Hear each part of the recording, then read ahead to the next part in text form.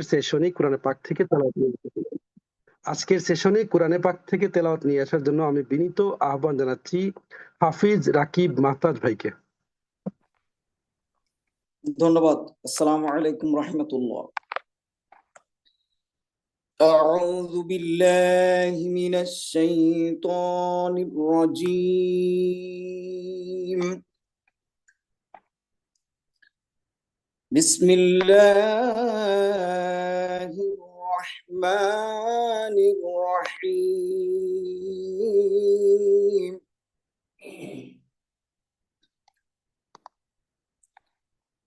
تبت يدا أبي لهب وتب ما أغنى عنه ماله وما كسب سيصلى نارا ذات لهب وامرأته حمالة الحطب في جيدها حبل من مسد صدق الله العظيم. السلام عليكم. ওয়ালাইকুম আসসালাম। অসংখ্য ধন্যবাদ হাফিজ রাকিব মাহতাজ ভাইকে অত্যন্ত সুললিত কণ্ঠে আমাদেরকে কোরআন পাক থেকে তেলাওয়াত শোনার জন্য। এ পর্যায়ে আমি আমাদের মধ্যে স্বাগত বক্তব্য নিয়ে আসার জন্য আমি বিনীত আহ্বান জানাবো জনাব মোহাম্মদ আইয়ুব হোসেন ভাইকে, পিএইচডি এবং জেটিও ডেস্টিনি লিমিটেড। জনাব মোহাম্মদ আইয়ুব হোসেন ভাইকে ওনার স্বাগত বক্তব্য নিয়ে আসার জন্য বিনীত আহ্বান জানাচ্ছি। আসসালামু আলাইকুম ওয়া রাহমাতুল্লাহি ওয়া বারাকাতুহু। সবাইকে ঈদ মোবারক। আশা করি সবাই ভালো আছেন। সর্বপ্রথম শুকরিয়া জানাচ্ছি মহান রব্বুল আলামিনের, যিনি আমাদেরকে সুস্থ রেখে আজ এই মিটিং এ উপস্থিত হওয়ার তৌফিক দিয়েছে। আমরা সবাই সেই মহান রব্বুল আলামিনের শুকরিয়া জানাই, আলহামদুলিল্লাহ। আসলে অনেকদিন পর একটা মিটিং হচ্ছে এবং এই মিটিং কথা বলার সুযোগ করে দিয়েছে আমাদের রাজু ভাইকে। অসংখ্য ধন্যবাদ ওনার। সবচেয়ে ধন্যবাদ জানাই আমাদের এম.এ করে মুকুল ভাইকে, যিনি সব সময় আমাকে অন্তত উনি সব সময় যোগাযোগ করেন এবং অনেক ইনফরমেশন দেন। তা আশা করি আজকে এই মিটিং এ আমরা অনেক কিছু তথ্য পাবো, যে তথ্যগুলো নিয়ে আমাদের ব্যবসা এবং কোম্পানি সম্পর্কে অনেক কিছু জানবো। এই জানার বিষয়ের মধ্যে এবং এই আলোচনার মাধ্যমে আমরা অনেক কিছু ইনশাল্লাহ অনেক তথ্য পাবো এবং তথ্য পেয়ে আমরা পরিষ্কার হব ইনশাল্লাহ, এটা আশা করি।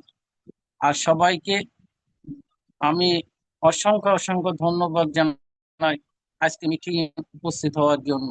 ইনশাল্লাহ আরো উপস্থিত হওয়ার কথা ছিল আমার টিমের থেকে, আমি অনেকেরই আজকে এই গতকাল থেকে আমি মোটামুটি ইনফরমেশন দিয়েছি এবং তাদের সাথে যোগাযোগ করেছি। ইনশাল্লাহ আস্তে আস্তে সবাই উপস্থিত হবে। আমি এই মুহূর্তে আর বেশি কথা বলবো না। সবাইকে সুস্বাস্থ্য কামনা করে, সবারই মঙ্গল কামনা করে আজকের মতো আমি এখানে আমার কথা শেষ করছি। আসসালামু আলাইকুম ওয়া রাহমাতুল্লাহি ওয়া বারাকাতুহু। স্পেশাল গেস্টের বক্তব্যের দিকে আমরা যাচ্ছি। প্রথম যিনি আসলে আজকের বিশেষ অতিথি হিসেবে বক্তব্য রাখবেন, আমাদের মধ্যে উপস্থিত আছেন জনাব শাহিদুল হক বাবু ভাই, হেড অফ অপারেশন আইটি এবং সিটিও ডেস্টিনি লিমিটেড। আমি আজকের স্পেশাল গেস্ট জনাব শাহিদুল হক বাবু ভাইকে আপনার বক্তব্য রাখার জন্য বিনীত আহ্বান জানাচ্ছি। আসসালামু আলাইকুম। আমাকে কি শোনা যাচ্ছে? জি জি জি, আইপ্যাড থেকে বলছেন? জি জি স্যার, জি বলুন। জি ধন্যবাদ। আজকের গ্লোরিয়াস অ্যাসোসিয়েটস এর এই অনুষ্ঠানে সম্মানিত সভাপতি, উপস্থিত প্রধান অতিথি এবং গ্লোরিয়াস অ্যাসোসিয়েটস এর সকল অ্যাসোসিয়েটস বন্ধু বৃন্দ, সবাইকে আমার পক্ষ থেকে অনেক অনেক শুভেচ্ছা এবং অভিনন্দন জানাচ্ছি। আজকে আপনাদের একটি বিশেষ দিন। এই দিনে আমাকে সুযোগ দেওয়ার জন্য আপনাদের কাছে বিশেষভাবে কৃতজ্ঞতা প্রকাশ করছি কিছু বলার জন্য। তো আমি মুকুল ভাই থেকে শুনেছিলাম আজকেই আপনাদের যে প্রতিষ্ঠা বার্ষিকী এবং সাথে রয়েছে ঈদ ঈদ রিউনিয়ন প্রোগ্রাম। এই প্রোগ্রামে উপস্থিত আছেন ডেস্টি 2000 লিমিটেডের বর্তমানের কান্ডারি সিওও মিস্টার আশরাফুল আমিন। আমি মূলত একটি প্রোগ্রামে আছি এখনো, আমার সাথে অনেকগুলো অ্যাসোসিয়েট আছেন, যেখানে কিছু কাজ চলছে আর কি এখনো। আমি একটি প্রোগ্রামে, তো যাই হোক, আমি আপনাদেরকে শুভেচ্ছা বিনিময়ের জন্য এখানে এসেছি এবং চট্টগ্রামে আছি আমি এখন বর্তমানে। বন্ধ যেহেতু আছে, অফিস বন্ধ, সেই হিসেবে এই হলিডেতে আছি আর কি। আমরা ডেস্টিনি 2000 লিমিটেডের এখানে উপস্থিত যারা আছে প্রত্যেকেরই একটা উদ্দেশ্য আমি ইতিপূর্বেই বক্তব্য শুনেছি। উদ্দেশ্য হচ্ছে আমাদের একটি, সেটা হচ্ছে হাইকোর্ট যেভাবে নির্দেশনা দিয়েছে তার সাথে আমাদের মিল রয়েছে। একটি উদ্দেশ্য, সেটা হচ্ছে আমাদের কর্মসংস্থান ফেরত পাওয়া, এটাই আমাদের একটি উদ্দেশ্য। আরেকটি উদ্দেশ্য হচ্ছে আমাদের আমাদের নিজস্ব এবং আমাদের অ্যাসোসিয়েটদের, আমাদের কোম্পানিতে আমাদের অনেক বন্ধু বান্ধবের আত্মীয় স্বজনের ইনভেস্টমেন্ট আছে, সেই ইনভেস্টমেন্ট কিভাবে ফেরত পাওয়া যায় তার একটি রূপরেখা আমরা পাবো, এবং সেটি কিভাবে ফেরত পাবো সেটি আমাদের পাওনাটা আমাদের আরেকটি উদ্দেশ্য। তো দুটো উদ্দেশ্য নিয়ে মূলত সবারই একটি কাজ, একটি লক্ষ্য, সেটি হচ্ছে ডেস্টিনি 2000 লিমিটেডকে সামনের দিকে নিয়ে যাওয়া। এই উদ্দেশ্যে বর্তমান বোর্ড কাজ করছেন। আমি বোর্ডকে ধন্যবাদ জ্ঞাপন করছি যে তারা অনেক পরিশ্রম করেছেন এবং বর্তমান বোর্ডে যারা কাজ করছেন তারা খুব আন্তরিকতার সাথে এই দুটি উদ্দেশ্যকে সামনে রেখে কাজ করছেন। তো দুইটি উদ্দেশ্যের একটি যেটি, সেটি হচ্ছে কর্মসংস্থান ফেরত দেওয়ার যেই উদ্দেশ্য ছিল সেটি নিয়ে ইতিমধ্যে কার্যক্রম শেষ করেছে এবং টোটাল সার্ভারের যত কার্যক্রম আছে সব কাজ আমি বলবো 90% কাজ শেষ হয়ে গেছে। 90% বলছি এই জন্যই যে আরো 10% ডেকোরেশনের যেসব কার্যক্রম আছে সেসব কাজ চলছে। তা আমরা টোটাল কার্যক্রম বলতে যেটি বলছি, ডেস্টিনি 2000 লিমিটেডের 2012 সালের পূর্বে আমরা যে 500 বিজনেস ভলিউম যদি আমরা সেল করতে পারতাম, 12,600 টাকা আমাদের ইনকামের জন্য যে 10,500 পয়েন্ট প্রয়োজন হতো, এক সপ্তাহ যে কাজটি হতো সেটি এখন আমরা প্রতিদিন 3টায় আমরা সেটির রেজাল্ট আমরা পাই। দ্যাট মিনস ডেস্টিনি 2000 লিমিটেড এখন প্রতিদিনই একটা স্টেটমেন্ট জেনারেট হয়। ইতিমধ্যে 609তম স্টেটমেন্ট থেকে 649তম স্টেটমেন্ট পর্যন্ত ক্লোজ হয়েছে। 49তম স্টেটমেন্ট মিনস হচ্ছে বাই দিস টাইম আমাদের টোটাল 40টা স্টেটমেন্ট শেষ হয়েছে। এখন যারা কাজ করছেন, যারা সেল করছেন, তাদের ইনকাম প্রতিদিন 24 ঘন্টা পর পর দেখা যাচ্ছে এবং তাদের কাছে একটা SMS চলে যাচ্ছে। এবং আরেকটি যেটি, সেটি হচ্ছে এই ইনকাম যে হয়, ইনকামটি পরের দিন বিকাশে, যেটি এখন বিকাশে পাঠানো হচ্ছে, সেটি চলছে। দ্যাট মিনস কর্মসংস্থান করার যেটি বলা হচ্ছে যে আমরা যদি কাজ করি, প্রোডাক্ট সেল করে আমাদের ইনকাম হবে, ইনকামটা আমরা পাচ্ছি। এইটি অ্যাজ ইউজুয়াল যেটি 2012 সালে যেভাবে ছিল সেরকমই, বাট এখন আপডেটেড মার্কেটিং প্ল্যান, যেটি প্রযুক্তি নির্ভর টোটাল মার্কেটিং প্ল্যান, সেটি করা হয়েছে, সেটার মাধ্যমে এখন পাওয়া যাচ্ছে। তো আমরা টোটাল আইটি ডিপার্টমেন্ট থেকে যেসব কার্যক্রম আমাদের হাতে দিয়েছে সেই কার্যক্রম মোটামুটি শেষ হয়ে গেছে এবং সেটির রেজাল্ট এখন আমরা পাচ্ছি। আর অ্যাডমিন সেকশনে যেসব কার্যক্রম আমাদের আছে সবকিছুই অনলাইনে হচ্ছে। একটা প্রোডাক্ট পারচেস থেকে শুরু করে প্রোডাক্টের গুডস রিসিপ্ট যেটি হয়, GRN হয়, সে থেকে শুরু করে ডেলিভারি সব কিছু এখন অনলাইনে হচ্ছে। এভরিথিং যেটাকে বলা হচ্ছে অনলাইন। এই বিষয়ে আমাদের টোটাল কার্যক্রম যে নিয়েছেন আমাদের বোর্ড, বর্তমান বোর্ড এবং হাইকোর্ট থেকে যাদেরকে দিয়েছেন, তারা খুব পুঙ্খানুপুঙ্খভাবে সকল কিছু দেখেই মার্কেটিং প্ল্যানটাকেই সাজিয়েছেন। এখন আরো সুন্দরভাবে আরো সাজানো হবে যে আমরা আমাদের প্রতিষ্ঠাতা পরিচালক যারা আছেন তাদেরকে যখন আমরা আরো সামনাসামনি পাবো, সবাইকে বসে সবাই যখন আরো সুন্দরভাবে গুছানোর জন্য আরো কিছু যদি সংযুক্ত করে থাকে, তাহলে আরো আরো ভালো কিছু আমরা সেখানে পাবো। আমি বলবো এই মুহূর্তে যেটি আছে সেটি আধুনিক একটি সফটওয়্যার, সেটি ইন্টারন্যাশনাল মানের একটি সফটওয়্যার, এবং সেটি ইন্টারন্যাশনাল মানে এই জন্যই বলবো যে এখানে অনেক ধরনের আয়ের সুযোগ সেখানে রয়েছে। একটি প্রোডাক্ট ক্রয় বিক্রয় করলে 9 ধরনের ইনকামের কথা বলা হচ্ছে সেখানে যুক্ত হয়েছে, এবং 9 ধরনের ইনকামের পাশাপাশি বর্তমানে বিজনেস ডেভেলপমেন্ট প্রজেক্ট বিডিপি নামে একটি প্রজেক্ট করা হয়েছে। সেই প্রজেক্টেও আরো এক্সট্রা ইনকাম করার সুযোগ রয়েছে নিজের টিম থেকে, এবং অন্য টিমের অ্যাসোসিয়েটদেরকে সহযোগিতা করেও ইনকাম করা যায়। দ্যাট মিনস আধুনিকায়নের সকল কিছুই সংযুক্ত হয়েছে। আমরা আমাদের এখন শুধু প্রয়োজন একটু একটু একটু নিজেকে প্রশিক্ষিত করে, যেহেতু টোটালি এখন অনলাইন বেসড, এবং সেই অনলাইন বেসে সবকিছু আরেকটু জেনে শুনে যদি আমরা করতে পারি, তাহলে ইনকামের ভালো একটা অপরচুনিটি এখানে রয়েছে। বিভিন্ন ধাপে ইনকাম করার সুযোগ রয়েছে। বিশেষ করে অ্যাফিলিয়েটেড মার্কেটিং সেটি বলবো চমৎকার একটি আয়োজন, ডেস্টিনি ডিসকাউন্ট শপ, ডেস্টিনি ই শপ। হ্যাঁ, যেটা হচ্ছে অন্যের পুঁজি নিজের রুচি, আর এটা হচ্ছে আমরা ভোক্তা থেকে উদ্যোক্তা, যেটা হচ্ছে ই শপ। তো মোটামুটি একজন নিজে উদ্যোক্তা হওয়ার সুযোগ এখানে রয়ে গেছে। এবং আমার যদি একটা কোম্পানি থাকে, আমার যদি একটা লিমিটেড কোম্পানি থাকে, সেই কোম্পানি যদি আমি প্রোডাকশন করি, আমার যদি কোনো সোর্স থাকে, কোনো প্রোডাক্ট যদি আমার থাকে, সেই প্রোডাক্ট আমি আমার ই শপে আমি তুলে দিতে পারি।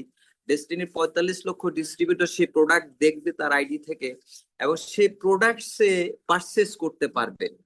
দ্যাট মিনস আমি যেখানে থাকি না কেন, আমি মধুনাগার থাকি, সেখানে আমি একটা প্রোডাকশন করি, সেই প্রোডাক্ট যদি আমরুপালি আম হয়, সেটা যদি মধুনাগার থেকে ই শপে তুলে দেওয়া যায়, সেটা পুরো বাংলাদেশ ব্যাপী এবং পৃথিবী ব্যাপী যে কেউ পারচেস করে ডেলিভারি এড্রেসে প্রোডাক্টটা পেয়ে যাবে। এই সুযোগটা করে দিয়েছে ই শপ।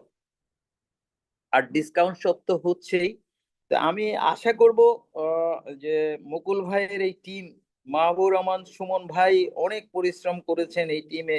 প্রতি মাসে অনেকবার করে আসতো আমার সাথে স্টেশনে, ট্রেন স্টেশনে দেখা হতো, মধ্যনাগার যেত।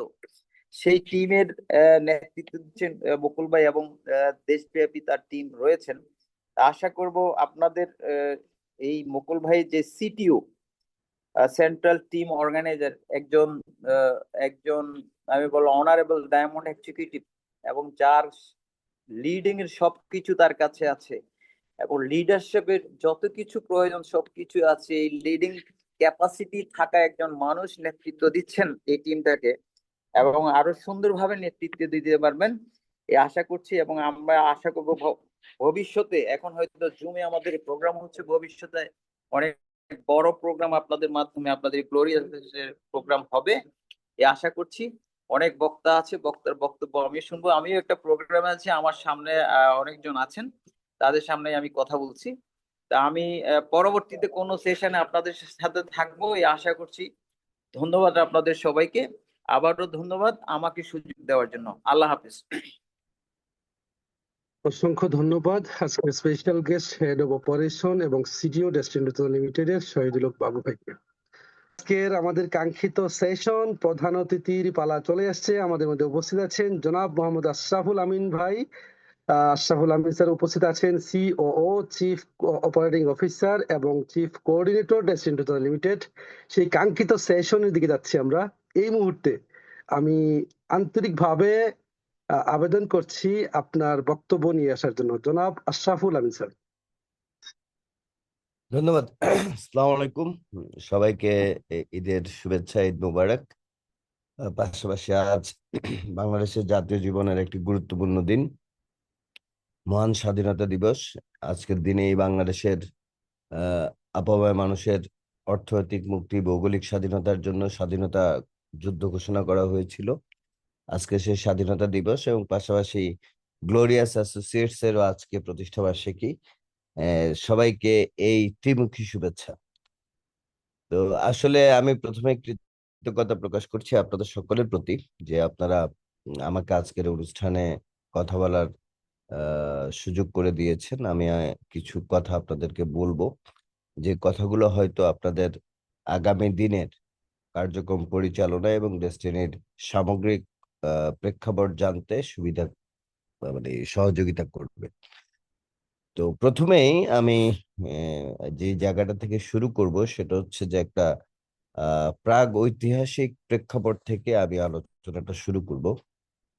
যে আপনারা জানেন ডেস্টিনি 2000 লিমিটেড বাংলাদেশের অন্যতম একটি বৃহৎ মাল্টি লেভেল মার্কেটিং কোম্পানি। যে কোম্পানিটি 2012 সালে আহ, নানা প্রতিকূলতার মধ্যে পড়ে হামলা মামলা শিকার হয়ে তার বাণিজ্যিক কার্যক্রম বন্ধ করতে বাধ্য হয়েছিল। তো আমরা আসলেই অনেকেই জানি না যে আসলে 2012 সালে আমাদের বাণিজ্যিক কর্মকাণ্ডটা কেন বন্ধ হয়েছিল। মূলত অনেকে বলে থাকেন যে মামলার কারণে আমাদের বাণিজ্যিক কর্মকাণ্ড বন্ধ হয়েছেন, কথাটি আসলে সত্য নয়। মূলত মামলার কারণে আমাদের প্রতিষ্ঠানের কার্যক্রম বন্ধ হয়নি, বরং মামলা যাদের বিরুদ্ধে হয়েছেন আমাদের শীর্ষ কর্মকর্তাগণ, তাদের অনুপস্থিতির কারণে কিন্তু আমরা আমাদের বাণিজ্যিক কার্যক্রমটা পরিচালনা করতে ব্যর্থ হয়েছিলাম। আপনারা জানেন যে 2013 সালের 22 ডিসেম্বর পর্যন্ত আমাদের স্টেটমেন্ট জেনারেট হয়েছিল এবং সর্বশেষ 608 নম্বর স্টেটমেন্ট পর্যন্ত চলছিল, যেটা 2013 সালে 22 তারিখ যে স্টেটমেন্টটা সর্বশেষ স্টেটমেন্ট জেনারেট হয়েছিল। পরবর্তীতে একটি প্রাতিষ্ঠানিক শূন্যতা দেখা দেয়, ম্যানেজমেন্টের একটা শূন্যতা, বিশাল শূন্যতা দেখা দেয়, যার কারণে আমাদের আর বাণিজ্যিক কার্যক্রম পরিচালনা করা সম্ভব হয়নি। দীর্ঘ 12 বছর আমরা 2012 সাল থেকেই ধরি, যে 2012 সাল থেকে 10 বছর ধরি 2022 সাল পর্যন্ত আমাদের একটা লড়াই, এখানে অনেকে সম্পৃক্ত ছিল, অনেকে সম্পৃক্ত ছিল না, একটা চলছিল। বাট আমি বলবো যে একটা মনস্তাত্ত্বিক লড়াই এর সাথে ডেস্টিনি পরিবারের সবাই সম্পৃক্ত ছিল। সেটা হচ্ছে যে কর্মসংস্থান ফিরে পাওয়া এবং নিজেদেরকে কলঙ্ক মুক্ত করা। এই লড়াইটা আমাদের চলমান ছিল। এই লড়াইটাতে ডেস্টিনির আমি মনে করি যে প্রত্যেক সিনিয়র লিডাররাই মানসিকভাবে এই লড়াইয়ের সাথে যুক্ত ছিলেন। আরেকটা লড়াই চলছিল, সেটা হচ্ছে যে যাদের বিরুদ্ধে মামলা হয়েছে, যারা মামলার আসামি হয়েছেন, তারা আহ, সেই আরেকভাবে লড়াইটাকে চালিয়েছেন যেন তারা এই মামলা থেকে নিজেদেরকে দায়মুক্ত করতে পারেন বা নির্দোষ প্রমাণ করতে পারেন। তো যেহেতু এটি একটি লিমিটেড কোম্পানি, এই লিমিটেড কোম্পানিটির আমাদের মোট 49 জন শেয়ার হোল্ডার।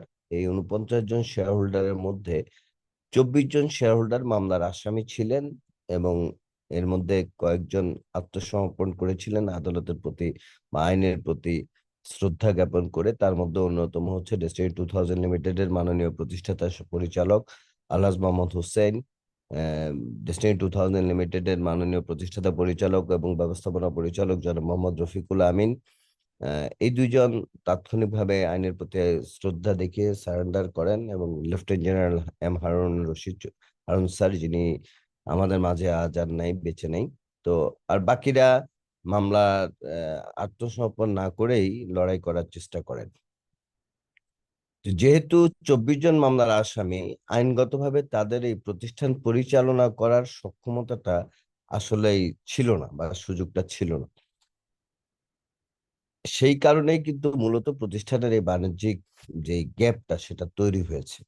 এরপর আমাদের অবশিষ্ট 25 জন শেয়ার হোল্ডারের মধ্যখান থেকে 16 জন শেয়ার হোল্ডার বা 22 জন শেয়ার হোল্ডার আবার একত্রিত হয় এবং তারা এই প্রতিষ্ঠানের কার্যক্রম পরিচালনা করার জন্য ঐক্যবদ্ধ হয়।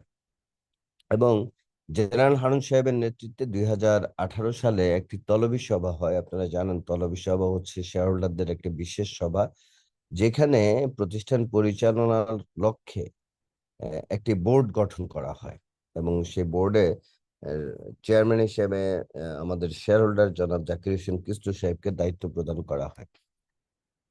সেই বোর্ড তার বাণিজ্যিক কার্যক্রম পরিচালনা করার উদ্যোগ গ্রহণ করলে প্রথমে যে কাজটি করতে হয় সেটা হচ্ছে রেজিস্টার্ড অফ জয়েন্ট স্টক আমাদের অনেকগুলো কর্মকাণ্ডকে বাধাগ্রস্ত করে রেখেছিল। সেখান থেকে বোর্ডের অনুমোদনটা নিতে হয় যে এই বোর্ডের যে বৈধ। তো জয়েন্ট স্টক বা রেজিস্টার অফ জয়েন্ট স্টকস আমাদের সেই বোর্ডটাকে অনুমোদন দিচ্ছিল না, যার কারণে আমাদেরকে আদালতে শরণাপন্ন হতে হয়েছে। 2022 সালে আহ, 1 সেপ্টেম্বর আদালত, মহামান্য হাইকোর্টের কোম্পানি বেঞ্চ একটি বোর্ড গঠন করে দেয়, যে বোর্ডে আমাদের ডেস্টিনি 2000 লিমিটেডের 13 জন শেয়ার হোল্ডার বোর্ডের পরিচালক হিসেবে অন্তর্ভুক্ত হন। এই এই যে বোর্ডটা কোম্পানি গঠন করে দিয়েছে সেখানে 3টি পক্ষ থাকে এই আদালতে। একটি পক্ষ হচ্ছে আম, যারা 9 জনকে রিপ্রেজেন্ট করেছিল, সেই পক্ষের আবেদনকারী ছিল জনাব বিপ্লব বিকাশশীল, শেয়ার হোল্ডার ডেস্টিনি 2000 লিমিটেড। আরেকটি পক্ষের 4 জনকে রিপ্রেজেন্ট করেছেন Sirajum Monir, share holder destiny 2000 limited, diamond executive জনাব রফিকুল আমিনের পক্ষে, এবং রাষ্ট্র একটি পক্ষ। এই মোট 3টি পক্ষের সমন্বয়ে আমাদের সেই বোর্ডের কার্যক্রমটা মানে সে মামলার কার্যক্রমটা পরিচালিত হয়, এবং অবশেষে 2টি পক্ষের পক্ষ থেকে যাদের নাম প্রস্তাব করা হয়, অর্থাৎ রফিকুল আমিন সাহেবের পক্ষে এবং বিপ্লব বিকাশ সাহেবের পক্ষ, সেই 2 পক্ষের শেয়ার হোল্ডারদেরকে নিয়ে আদালত 13 জন ডেস্টিনি থেকে নেয়, যেখানে 9 জন ছিল বিপ্লব বিকাশশীলের আবেদনের থেকে, আর 4 জন ছিল রফিকুল আমিন তথা সিরাজুম মনিরের আবেদন থেকে। মোট 13 জন, এবং কোর্ট আরো 6 জনকে ইন্ডিপেন্ডেন্ট ডিরেক্টর হিসেবে দিয়ে 19 সদস্য বিশিষ্ট একটি পরিচালনা পর্ষদ গঠন করে। আপনারা ডেস্টিনি 2000 লিমিটেড এর ওয়েবসাইটে গেলে এই পরিচালনা পর্ষদের গঠনের যে রায়টা, সেই রায়টা আপনারা দেখতে পাবেন, এবং সেই রায়টা আপনারা যতজনই পড়বেন বা দেখবেন, আপনারা ওয়েবসাইট থেকে এটা ডাউনলোড করতে পারবেন। আপনারা অবাক হবেন যে সেই রায়ে আমাদের বিনিয়োগকারীদের বা আমাদের ডিস্ট্রিবিউটরদের মনে যতগুলো কথা ছিল, যতগুলো আকাঙ্ক্ষা ছিল, যতগুলো চাহিদা ছিল, প্রত্যেকটা জিনিসের একটা সুস্পষ্ট প্রতিফলন সে রায়ে প্রতিফলিত হয়েছে। এবং মহামান্য বিচারপতি কোম্পানি বেঞ্চের তিনি স্পষ্টভাবে বলেছেন যে কোনো প্রতিষ্ঠানের কয়েকজন ব্যক্তি বা কিছু পরিচালক বা ব্যবস্থাপনা পরিচালক যদি দীর্ঘদিন অনুপস্থিত থাকেন, বা তিনি যদি কারাগারে থাকেন, বা বিভিন্ন পরিস্থিতি যদি সৃষ্টি হয়, সেই ক্ষেত্রে একটি কোম্পানিকে বন্ধ করে দেওয়া উচিত নয়, বরং কোম্পানিকে তার কার্যক্রম পরিচালনা করার সুযোগ দেওয়া উচিত। এবং এই বিষয়টাকে সামনে রেখে তিনি একটি বোর্ড গঠন করে দেন, এবং বোর্ডকে সুস্পষ্টভাবে কিছু নির্দেশনা প্রদান করেন, যেটা আপনারা রায়ের দিকে তাকালে, রায়টা দেখলে আপনারা বুঝতে পারবেন যে আদালত সেখানে কি কি নির্দেশনা দিয়েছে বোর্ডকে। তবে আমি যদি সারমর্ম বলি, যে নির্দেশনার সারমর্মটা বা নির্যাসটা যদি আমি আপনাদেরকে বলি, সেটা হচ্ছে যে আদালত 2টি জিনিস বলেছেন। একটা হচ্ছেন যে বিনিয়োগকারী কর্মকর্তা কর্মচারীদের স্বার্থ সংরক্ষণ, এবং স্টেক হোল্ডার বলতে এখানে আসলে আমাদের এই 45 লক্ষ কর্মসংস্থান প্রত্যাশী, যাদের কাজ কর্ম জীবন জীবিকা এই ডেস্টিনির সাথে জড়িত ছিল, তাদের কথা উল্লেখ করেছেন। তাদের স্বার্থ সংরক্ষণের জন্য প্রতিষ্ঠানকে একটি স্বতন্ত্র প্রতিষ্ঠান হিসেবে চিন্তা করে, এবং চেয়ারম্যানকে একজন আইনানুগ ব্যক্তি হিসাবে রাষ্ট্রের এবং কোনো ব্যক্তি দ্বারা কোনো ঝামেলা ছাড়াই ব্যবসা পরিচালনা করার ক্ষমতা অর্পণ করেছেন। অর্থাৎ এই আলোচনা থেকে একটা জিনিস, আপনারা আমার বক্তব্যটাকে আপনারা যাচাই করার জন্য ডেস্টিনি www.destiny-2000ltd.com এই ওয়েবসাইটে যে অ্যাবাউট আছে, আমাদের লিগ্যাল ম্যাটার্সটা বা রায়টা আছে, আপনারা রায়টা দেখতে পারেন। সেখানে আদালত বা বিচারপতি মহোদয় একেবারে সুস্পষ্ট ভাবে আমাদের বাণিজ্যিক কর্মকাণ্ড পরিচালনার সমস্ত বাধা দূর করে ডেস্টিনিকে চলমান করার নির্দেশনা দিয়েছেন। কিন্তু আমাদের দুর্ভাগ্য যে 2022 সালের 1 সেপ্টেম্বর এই বোর্ড গঠন করা হলেও তখন আমাদের বোর্ডের চেয়ারম্যান ছিলেন হাইকোর্টের অ্যাফিলিয়েট ডিভিশনের একজন সাবেক বিচারপতি আপনারা জানেন যে এই বিপ্লবের পরে গুম খুন তদন্ত কমিটির যিনি চেয়ারম্যান হয়েছিলেন বিচারপতি অবসরপ্রাপ্ত সৈয়দ মাইনুল ইসলাম সাহেব, উনি আমাদের চেয়ারম্যানের দায়িত্ব পেয়েছিলেন। দুর্ভাগ্য আমাদের যে তিনি এই প্রতিষ্ঠানের চেয়ারম্যানের দায়িত্বটা উনি পালন করেননি। উনি ব্যক্তিগত কারণ দেখিয়ে 6 মাস পর রিজাইন করেন এবং পরবর্তীতে আরেকজন ইন্ডিপেন্ডেন্ট শেয়ার হোল্ডার ডিরেক্টর, যা আদালত নিযুক্ত 6 জনের মধ্যে আরেকজন জনাব ফখরুদ্দিন আহমেদ, আহ, তিনি চেয়ারম্যানের দায়িত্ব গ্রহণ করেন এবং দায়িত্ব গ্রহণ করার পরে তিনিও দায়িত্ব গ্রহণের 6 মাস পর তিনি পদত্যাগ করেন। তো এই দুইটি ক্ষেত্রে দেখা যায় যে এই 1 বছর, 6 মাস, 6 মাস, 1 বছর আসলে আমাদের এই প্রতিষ্ঠানের কিছু রুটিন ওয়ার্ক ব্যতীত আমাদের কিন্তু আদালতের নির্দেশনা বাস্তবায়নের যে রূপরেখাগুলো ছিল সেই রূপরেখা প্রণয়নও করা হয়নি, সেটা বাস্তবায়নে বিগত যায়নি। অথবা তৃতীয় চেয়ারম্যান হিসেবে 2024 সালের মে মাসে দায়িত্ব গ্রহণ করেন ব্যারিস্টার প্রশান্ত ভূষণ বড়ুয়া। তিনিও আদালত নিযুক্ত একজন ইন্ডিপেন্ডেন্ট ডিরেক্টর ছিলেন। তিনি চেয়ারম্যান হওয়ার পরে তিনি উদ্যোগ গ্রহণ করবেন, কিন্তু এরই মাঝে দেশে আপনারা জানেন যে আন্দোলন সংগ্রাম শুরু হয় এবং পরবর্তীতে জুলাই বিপ্লব সফল হয়। এবং আপনাদেরকে বলে রাখি, যেহেতু আগের বোর্ডে 6 জন যারা ছিল তারা প্রত্যেকেই আওয়ামী সমর্থিত ব্যক্তিবর্গ হিসেবে পরিচিত ছিল বলে অনেকে মনে করেন, যার কারণে এই জুলাই বিপ্লবের পরে তাদের সরব উপস্থিতি আর ছিল না এবং বোর্ডের কার্যক্রম মোটামুটি ইন্ডিপেন্ডেন্ট ডিরেক্টর যারা আদালত থেকে যে 6 জন দিয়েছেন তাদের 3 জন আগেই রিজাইন করেছেন, বাকি 3 জনের কার্যক্রমটা আর খুব একটা আহ আহ, দৃশ্যমান হয়নি। তবে সর্বশেষ চেয়ারম্যান যিনি ছিলেন জনাব প্রশান্ত ভূষণ বড়ুয়া, তিনি আদালতের রায় এবং নির্দেশনা বাস্তবায়নের জন্য আহ দ্রুত কিছু সিদ্ধান্ত গ্রহণ করেন, যে সিদ্ধান্তগুলো আমাদেরকে এই পর্যায়ে আজকে পর্যন্ত এগিয়ে নিয়ে যেতে সহযোগিতা করেছে। আমি এই জন্য ব্যারিস্টার প্রশান্ত ভূষণ বড়ুয়ার প্রতি কৃতজ্ঞতা প্রকাশ করি যে তিনি আদালতের রায় এবং নির্দেশনা বাস্তবায়নের জন্য কার্যকরী কিছু পদক্ষেপ নিয়েছেন। আহ, তো সেই থেকে আমাদের এই বোর্ড, আদালত নিযুক্ত বোর্ড, মোট 187 থেকে 103, 4, মানে 87, 17 এবং 4, 21, 13 এবং 17টি বোর্ড মিটিং করে এবং 17টি বোর্ড মিটিং এর মধ্যে 103তম বোর্ড সভায় ডেস্টিনির বাণিজ্যিক কার্যক্রম শুরু এবং আদালতের নির্দেশনা বাস্তবায়নের অধিকাংশ সিদ্ধান্ত কিন্তু 103তম বোর্ড সভায় পাশ হয় এবং 103তম বোর্ড সভায় আমাদের এই যে মার্কেটিং প্ল্যান, সেই মার্কেটিং প্ল্যানটা পাস হয়।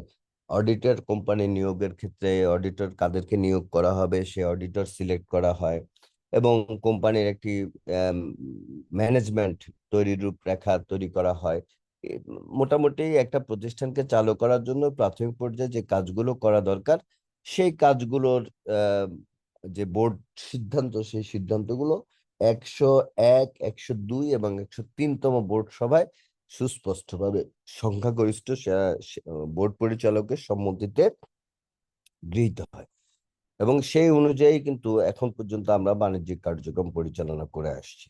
তবে হ্যাঁ, বর্তমান সময়ে যেহেতু আমাদের আদালত নিযুক্ত বোর্ড চেয়ারম্যান প্রশান্ত ভূষণ বড়ুয়া দীর্ঘদিন দেশের বাইরে আছেন এবং তিনি রাজনৈতিকভাবে হয়তো বিভিন্ন ধরনের সমস্যার কারণে দেশে আসার ক্ষেত্রে একটা প্রতিবন্ধকতা তৈরি হবে, যার কারণে আমরা শেয়ার হোল্ডাররা যারা বোর্ডে ছিলাম না, আমরা আদালতের কাছে আদালতের শরণাপন্ন হয়েছি এই শূন্যস্থান পূরণ করার জন্য এবং বাকি যে সকল শেয়ার হোল্ডার আছেন যারা আগ্রহী প্রতিষ্ঠানের কার্যক্রমে সহযোগিতা করতে, তাদেরকে এই বোর্ডে অন্তর্ভুক্ত করার জন্য।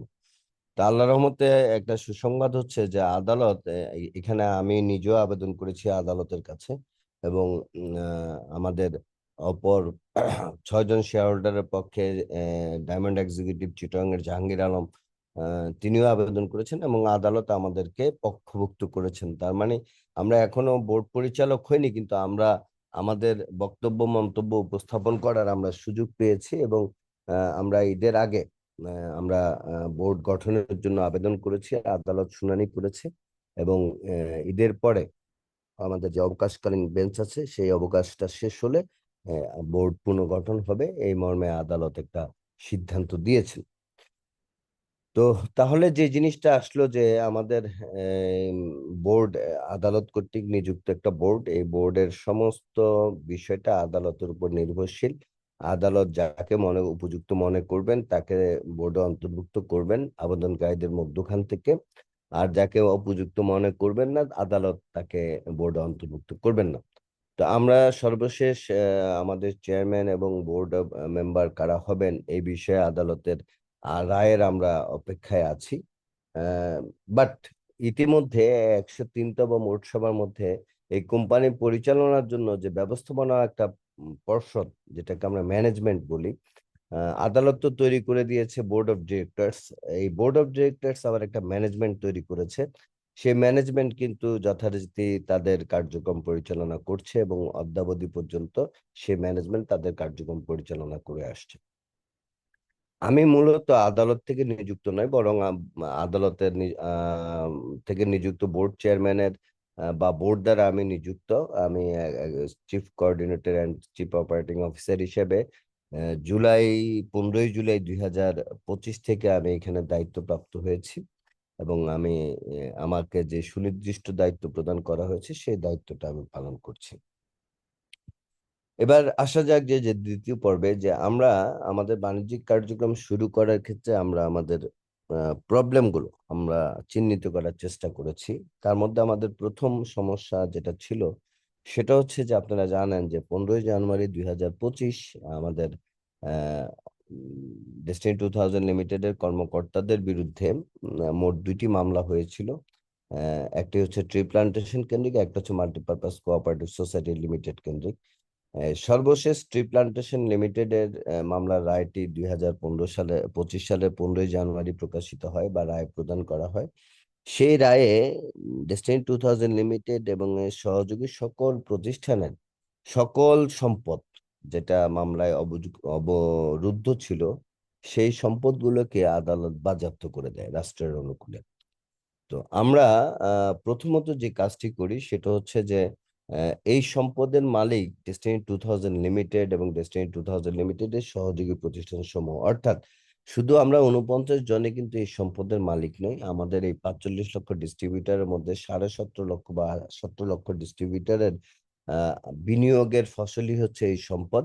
আমরা প্রথমে এই রায়টার বিরুদ্ধে আমরা একটা আদালতে আমরা আবেদন করি, আপিল করি যে এই সম্পদ অভিযুক্ত ব্যক্তিদের নয়, এই সম্পদের সাথে লক্ষ লক্ষ মানুষের বিনিয়োগ জড়িত আছে এবং আদালত আমাদের আবেদনটা আমলে নেয় এবং কেন নিম্ন আদালতের বা বিচারিক আদালতের রায়টা এই ক্ষেত্রে এই সম্পদের ক্ষেত্রে প্রযোজ্য হবে না এই মর্মে আদালত একটা রুল জারি করে এবং সেই রুলটা দুদকের প্রতি জারি করে, যেহেতু দুদক মামলার বাদী ছিল। তা আমরা অত্যন্ত আশাবাদী যে আদালত থেকে আমরা যে সম্পদগুলো ডিস্ট্রিবিউটরদের বিনিয়োগে ক্রয়কৃত যে সম্পদগুলো আছে সেই সম্পদগুলো আমরা বাজেয়াপ্ত অবস্থা থেকে আমরা কোম্পানি মালিকানায় ফেরত পাবো, এটা আমরা প্রত্যাশা করি এবং এই কাজটুকু আমরা করেছি। দ্বিতীয়ত হচ্ছে যে আমরা আমাদের যদি দায় চিন্তা করি তাহলে মূলত আমাদের দায় হচ্ছে 3টি প্রতিষ্ঠানের। একটা হচ্ছে ডেস্টিনি 2000 লিমিটেড, একটা হচ্ছে destiny multipurpose cooperative society limited, আর একটা হচ্ছে ডেস্টিনি ট্রি প্লান্টেশন লিমিটেড। তো সবচেয়ে বড় দায়টা হচ্ছে ডেস্টিনি 2000 লিমিটেডের, যে দায়টা হচ্ছে যে 45 লক্ষ মানুষের কর্মসংস্থান ফেরত দেওয়া। তা আমরা প্রথমত আদালতের নির্দেশনা মোতাবেক, যেহেতু আদালতের রায়ে আপনারা, আমি আবারও বলছি যে এখানে অনেকেই বিতর্ক তৈরি করার চেষ্টা করবেন, বিভিন্ন ধরনের বিতর্ক আছে, বিভিন্ন ধরনের বক্তব্য প্রতিনিয়ত সোশ্যাল মিডিয়াতে আমরা দেখতে পাই। তো আপনারা রায়টা ভালো মতো পড়লে আপনারা বুঝতে পারবেন যে রায়ে একেবারে স্পষ্ট ভাবে ডেস্টিনি 2000 লিমিটেডের বাণিজ্যিক কর্মকাণ্ড পরিচালনা করার জন্যই এই বোর্ডটা তৈরি করে দেওয়া হয়েছে। তো যেহেতু ডেস্টিনি 2000 লিমিটেডের বাণিজ্যিক কার্যক্রম পরিচালনা করার জন্যই বোর্ডটা তৈরি করে দেওয়া হয়েছে, তাই আমরা বাণিজ্যিক কার্যক্রমটাকে আমরা সচল করার প্রথম উদ্যোগ গ্রহণ করি এবং এই জন্য যে জিনিসগুলো দরকার সেটা হচ্ছে যে সার্ভার ওপেন করা, তারপরে নতুন একটি মার্কেটিং প্ল্যান তৈরি করা, সেই মার্কেটিং প্ল্যানের সাথে বিগত দিনে মার্কেটিং প্ল্যানের সমন্বয় সাধন করা, আধুনিক যুগ উপযোগী একটি মার্কেটিং প্ল্যান করা, এই কাজগুলো আমরা করি। পাশাপাশি আদালতের আরেকটি বড় নির্দেশনা ছিল যে দায় দানা নিরূপণ করতে হবে, অডিট করতে হবে। তো আমাদের, আপনারা জানেন যে সর্বশেষ আমাদের ডেস্টিনি 2000 লিমিটেড এবং তার সহযোগী প্রতিষ্ঠান সমূহের সর্বশেষ অডিট হয়েছে 2010-11 অর্থ বছর পর্যন্ত। তার মানে 2010-11 অর্থ বছরের পর থেকে অদ্যাবধি আমাদের আর কোনো বছরের আর্থিক প্রতিবেদন বা নিরীক্ষা প্রতিবেদন তৈরি হয়নি, দায়দানা নিষ্পত্তি হয়নি। আর দায়দানা নিরূপণ না হলে সেটা কিন্তু নিষ্পত্তি হওয়ার কোনো সুযোগ থাকে না। তা আদালত অডিট করতে বলেছে। ইতিমধ্যে আপনাদেরকে অত্যন্ত আনন্দের সাথে আমি জানাতে চাই যে আমরা অডিটের কার্যক্রম অলরেডি শুরু করেছি। আমাদের সবচেয়ে জটিল বছরের অডিট, মানে যেটা 2011-12 অডিট কাজের সম্পন্ন হয়েছে, ড্রাফট অডিট সম্পন্ন হয়েছে। এখন আদালত নিযুক্ত বোর্ড, আদালত আবার নতুন বোর্ড করে দিলেই আমরা সে বোর্ড থেকে সে অডিটটা অ্যাপ্রুভাল নিব। অ্যাপ্রুভাল নিলে পরবর্তী বছরগুলোর অডিট করা আমাদের জন্য খুব একটা কঠিন হবে না। তার কারণ হচ্ছে পরবর্তী বছরগুলোতে আমাদের বাণিজ্যিক কার্যক্রম ছিল না, শুধুমাত্র কিছু অপারেশনাল এক্সপেন্স ছিল। সেই এক্সপেন্স গুলো এখানে আমরা অ্যাড করলেই আমাদের 2024 সাল পর্যন্ত বা 25 সাল পর্যন্ত আমাদের অডিট সম্পন্ন করা সম্পন্ন হবে। সে অডিট করলে কিন্তু সমস্ত দায় দানা নিরূপিত হবে। এখানে ডিস্ট্রিবিউটর হিসেবে যারা পাওনাদার আছেন, হয়তো কমিশন পাওনা আছেন কেউ, সেটাও অডিটের মধ্যে আছে। হয়তো কেউ ইনসেনটিভ পাওনা আছেন, সেটাও অডিটের মধ্যে আছে। হয়তো কেউ ডোরার টাকা পাওনা আছেন, সেটাও অডিটের মধ্যে আছে। হয়তো কেউ আরডিসি টাকা পাওনা আছেন, সেটাও এখানে আছে। কেউ হয়তো এমডিআর এর টাকা পাওনা আছেন, সেটাও কিন্তু এখানে আছে, দায় দানার মধ্যে আছে। তো অডিটটা সম্পন্ন হলে যে ঘটনাটা ঘটবে, তখন আমরা যখন দায়টা নিরূপণ করতে পারবো, আমরা যখন আদালতকে বলতে পারবো যে মহামান্য আদালত, এই হচ্ছে আমাদের আপনাদের আদালত নিযুক্ত বোর্ডের নিয়োগকৃত অডিট কোম্পানির অডিট, এবং এটা বোর্ড অ্যাপ্রুভ করেছে, এটা আমরা আদালতে সাবমিট করলে নিঃসন্দেহে আদালত এই দায় দানা নিষ্পত্তির, আমরা নিরূপণ করেছি, নিষ্পত্তির একটা নির্দেশনা আমরা আদালতের কাছে চাইবো যে আমাদেরকে এই দায়দানা নিষ্পত্তি করার একটা নির্দেশনা দেওয়া হোক। যেহেতু আমাদের সকল সম্পদ এবং আমাদের ব্যাংক অ্যাকাউন্ট অবরুদ্ধ আছে, হ্যাঁ,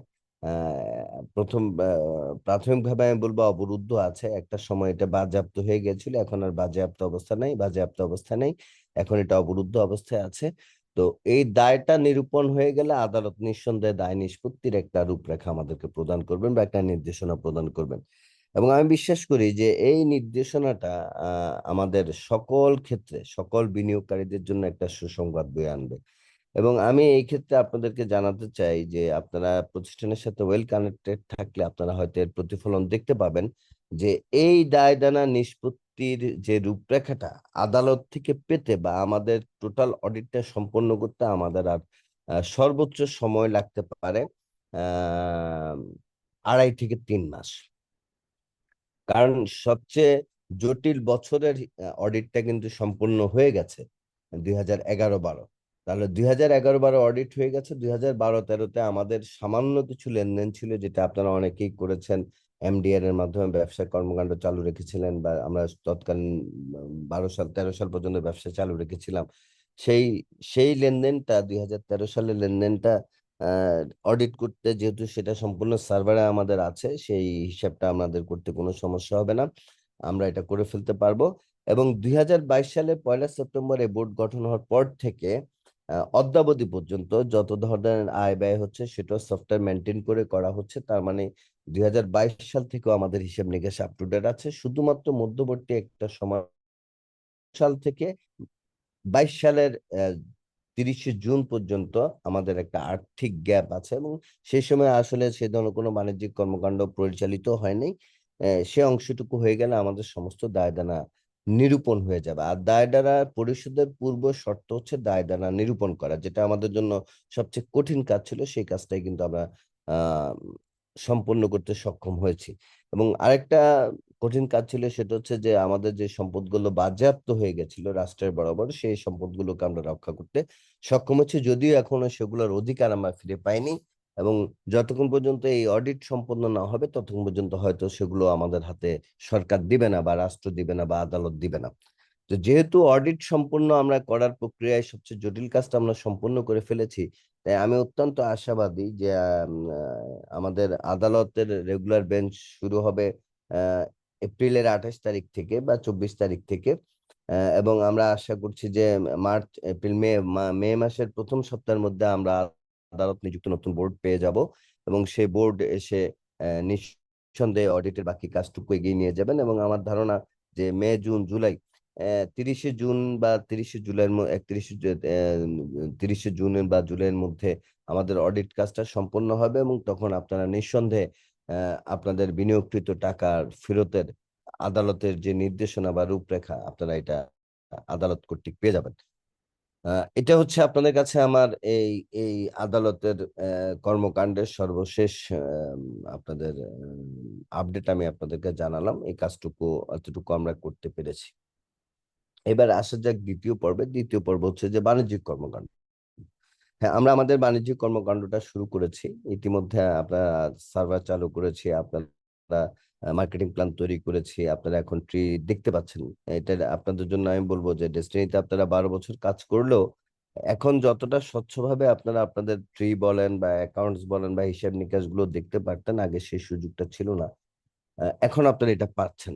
এবং আমরা সম্পূর্ণ 2013 সালের যে প্রণীত আইন, মাল্টিলেভেল মার্কেটিং কন্ট্রোল অ্যাক্ট 2013, সেই আইন অনুযায়ী আমরা আমাদের বিপণন পরিকল্পনাটা তৈরি করেছি, এবং সেখানে আইনে কয়েকটি জিনিস একবারে খুবই স্ট্রংলি, আইনের প্রত্যেকটা ধারায় প্রতিপালনীয়, বাট তারপরেও কিছু ধারা থাকে যেগুলো হলো মৌলিক ধারা। এই মৌলিক ধারার মধ্যে একটা ধারা হচ্ছে যে সকল আর্থিক লেনদেন ব্যাংকিং চ্যানেলে হতে হবে। হ্যাঁ, যে আপনার ব্যাংকিং চ্যানেল ব্যতীত আপনি আর্থিক লেনদেন করতে পারবেন না। তার মানে আপনি বিক্রয় করছেন সেটাও ব্যাংকের মাধ্যমে হতে হবে, বা আর্থিক ব্যাংকিং এর মাধ্যমে হতে হবে, আবার আপনি আয় করছেন, কমিশন পাচ্ছেন, সেটা ব্যাংকিং এর মাধ্যমে হতে হবে। তা আপনারা জানেন যে বাংলাদেশে মোবাইল ব্যাংকও কিন্তু এখন ব্যাংকিং এর আওতায় আছে। তা আপনারা এখন যে পণ্য ক্রয় করছেন সেটাকে কিন্তু এখন আর আপনারা আপলাইনকে দিচ্ছেন না।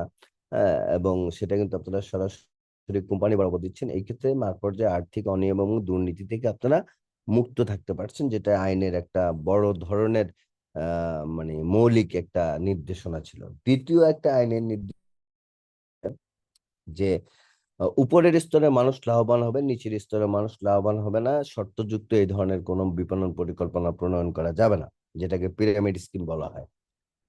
তো আমরা এই বিষয়টাকে আমরা মাথায় রেখেছি। আমরা মাথায় রেখে আমরা আপনারা লক্ষ্য করবেন যে আগে আমাদের ছিল লেভেল বাইনারি। লেভেল বাইনারি বলতে ফার্স্ট লেভেল করার পর আপনাকে সেকেন্ড লেভেল করতে হইতো, সেকেন্ড লেভেল করার পর আপনাকে থার্ড লেভেল করতে হইতো, থার্ড লেভেল করার পর আপনাকে ফোর্থ লেভেল করতে হইতো।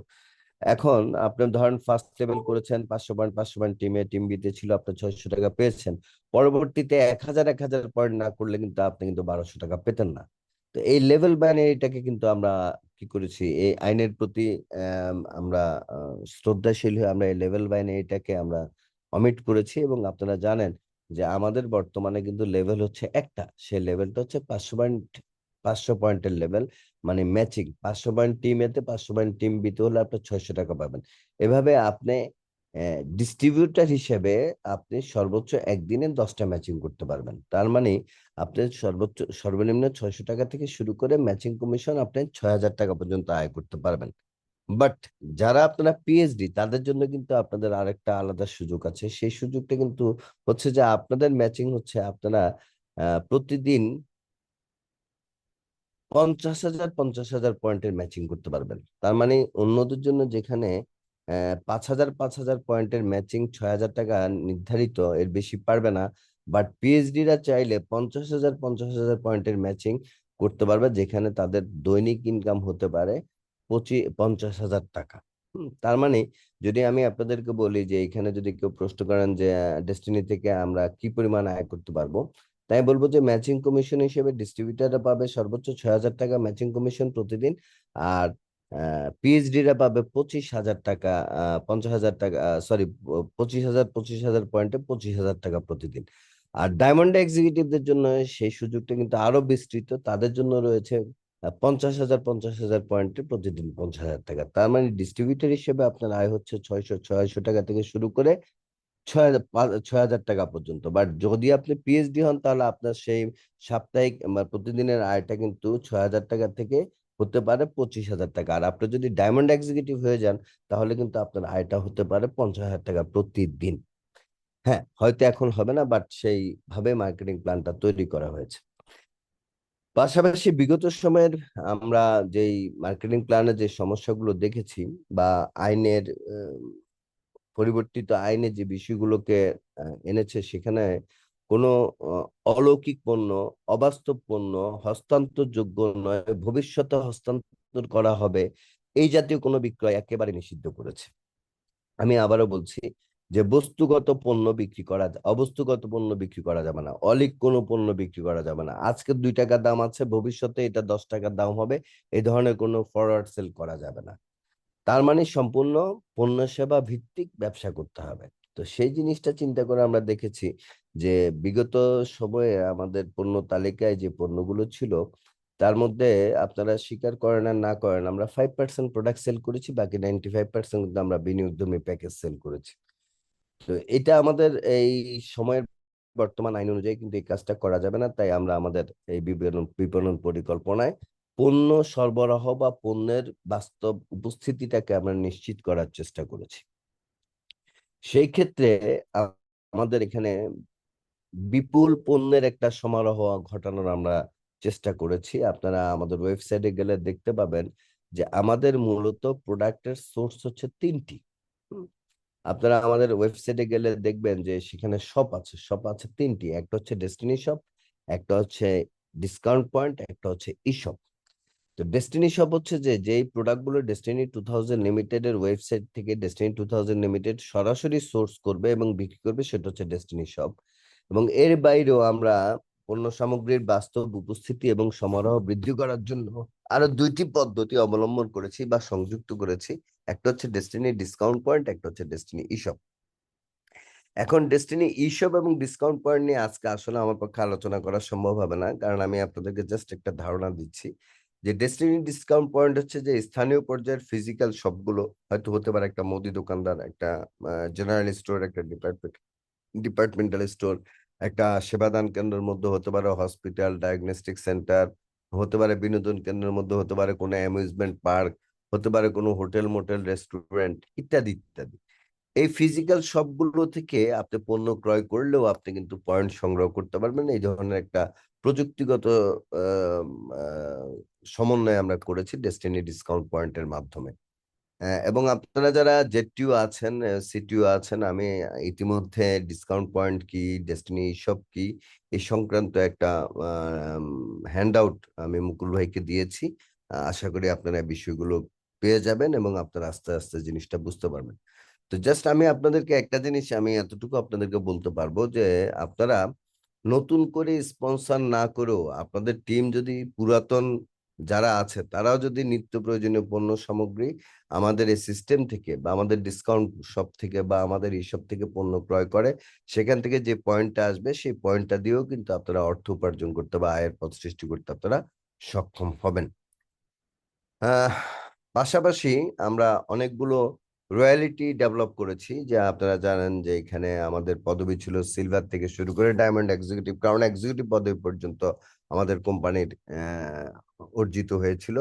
তা আমরা এখানে সিলভারদের জন্য একটা রয়্যালিটি রেখেছি, গোল্ডের জন্য একটা রয়্যালিটি রেখেছি, পিএইচডি দের জন্য একটা রয়্যালিটি রেখেছি এবং ডায়মন্ডের জন্য একটা রয়্যালিটি রেখেছি। তা আমি এখানে শুধু পিএইচডি পর্যন্ত বলি যে যদি কোনো একজন এখানে আপনারা যারা পিএইচডি আছেন, আপনারা 28 দিনে মোট রয়্যালিটি পাবেন 7টি। সেই ক্ষেত্রে 4টি রয়্যালিটি হবে সিলভার হিসাবে, 2টি রয়্যালিটি হবে গোল্ড হিসাবে এবং 1টি রয়্যালিটি হবে পিএইচডি হিসাবে। তার মানে সিলভার ডিস্ট্রিবিউটার, আপনি যেহেতু পিএইচডি আপনি ইতিমধ্যে সিলভার হয়েছেন, তাই আপনার সিলভার ডিস্ট্রিবিউটার হিসেবে প্রতি সপ্তাহে 7 দিনে একটা করে রয়্যালিটি কমিশন অর্জন করবেন। আপনি গোল্ড হয়েছেন, 14 দিনে আপনি একটা রয়্যালিটি কমিশন অর্জন করবেন।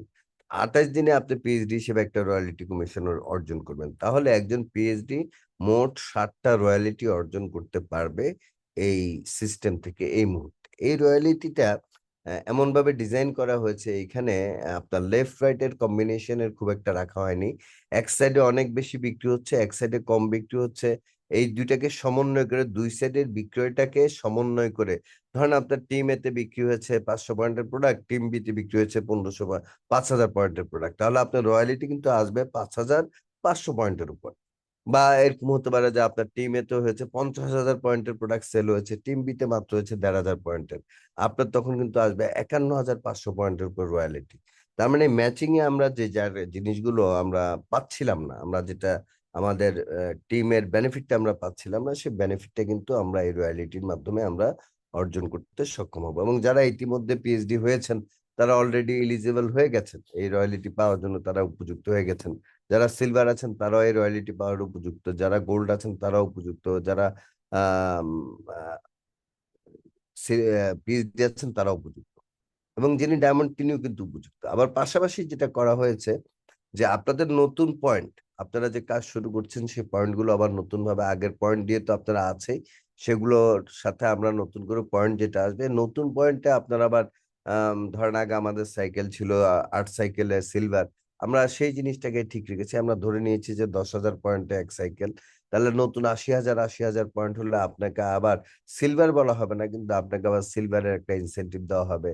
আবার নতুন করে এরপরে আরো 80,000 পয়েন্ট যোগ হলে মোট 1,60,000 পয়েন্ট হলে আপনি তখন আবার গোল্ড এক্সিকিউটিভ পদবীর যে একটা এককালীন একটা প্রণোদনা বা ইনসেন্টিভ আছে সেটা পাবেন।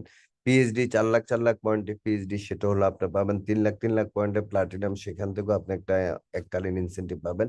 এবং finally diamond, crown executive, crown ambassador, সেই প্রত্যেকের জন্য কিন্তু আবার নতুন করে আপনার ইনসেনটিভ ধরা আছে। তার মানে আমি আপনাদেরকে বলতে চাই যেটা যে মার্কেটিং প্ল্যানে এখানে আপনারা যারা আছেন, ধরেন এখানে আপনারা ম্যাক্সিমাম লোক পিএইচডি, আপনাদের টিমে যদি নতুন করে আবার 8,000 পয়েন্টের প্রোডাক্ট সেল হয়, নতুন প্রোডাক্ট পয়েন্ট, সেই পয়েন্টের জন্য কিন্তু আপনি আবার নতুন সিলভার হিসাবে সিলভারের ইনসেনটিভটা আপনি পাবেন। তার মানে এখানে বহুমুখী সমন্বয় কিন্তু ঘটানো হয়েছে যেন আমাদের ডিস্ট্রিবিউটররা কোনোভাবেই ক্ষতিগ্রস্ত না হয়। এবং ফাইনালি আমি আপনাদেরকে যেটা বলবো সেটা হচ্ছে যে এই পরিকল্পনার একটা মূল ভিত্তি হচ্ছে দায়মুক্ত আয়। আমরা এমন ভাবে বিজনেস প্ল্যানটাকে সাজিয়েছি যেন আগামী দিনে আমাদের কোনো তৈরি করতে দায় সৃষ্টি না হয়। দেখেন সহকর্মীগণ, আমি আপনাদেরকে স্পষ্টভাবে একটা জিনিস বলতে চাই যে ডেস্টিনি 2000 লিমিটেড বন্ধ হয়েছে, আমরা আয় থেকে বঞ্চিত হয়েছি, এটা আমাদেরকে যত না ক্ষতিগ্রস্ত করেছে, এর চেয়ে অনেক বেশি ক্ষতিগ্রস্ত করেছে আমাদের ট্রি প্যাকেজ বা আইএনডিপি, ডিআইবিসি শেয়ার প্যাকেজের বিনিয়োগকারীদের বিনিয়োগ। তা আমরা আগামী দিনে যেহেতু এই 12 বছর আমাদের একটা বিশাল অভিজ্ঞতা হয়েছে যে আমরা আর দায় তৈরি করে আয় করব না, তাই আগামী দিনের আয়টা হবে আমাদের সম্পূর্ণ দায়মুক্ত আয়, এবং সেখানে আমাদের কোনো ধরনের বিনিয়োগের কোনো সুযোগ নেই বা থাকবে না। অত্যন্ত ট্রান্সপারেন্ট একটা বাণিজ্যিক পরিকল্পনা এটা।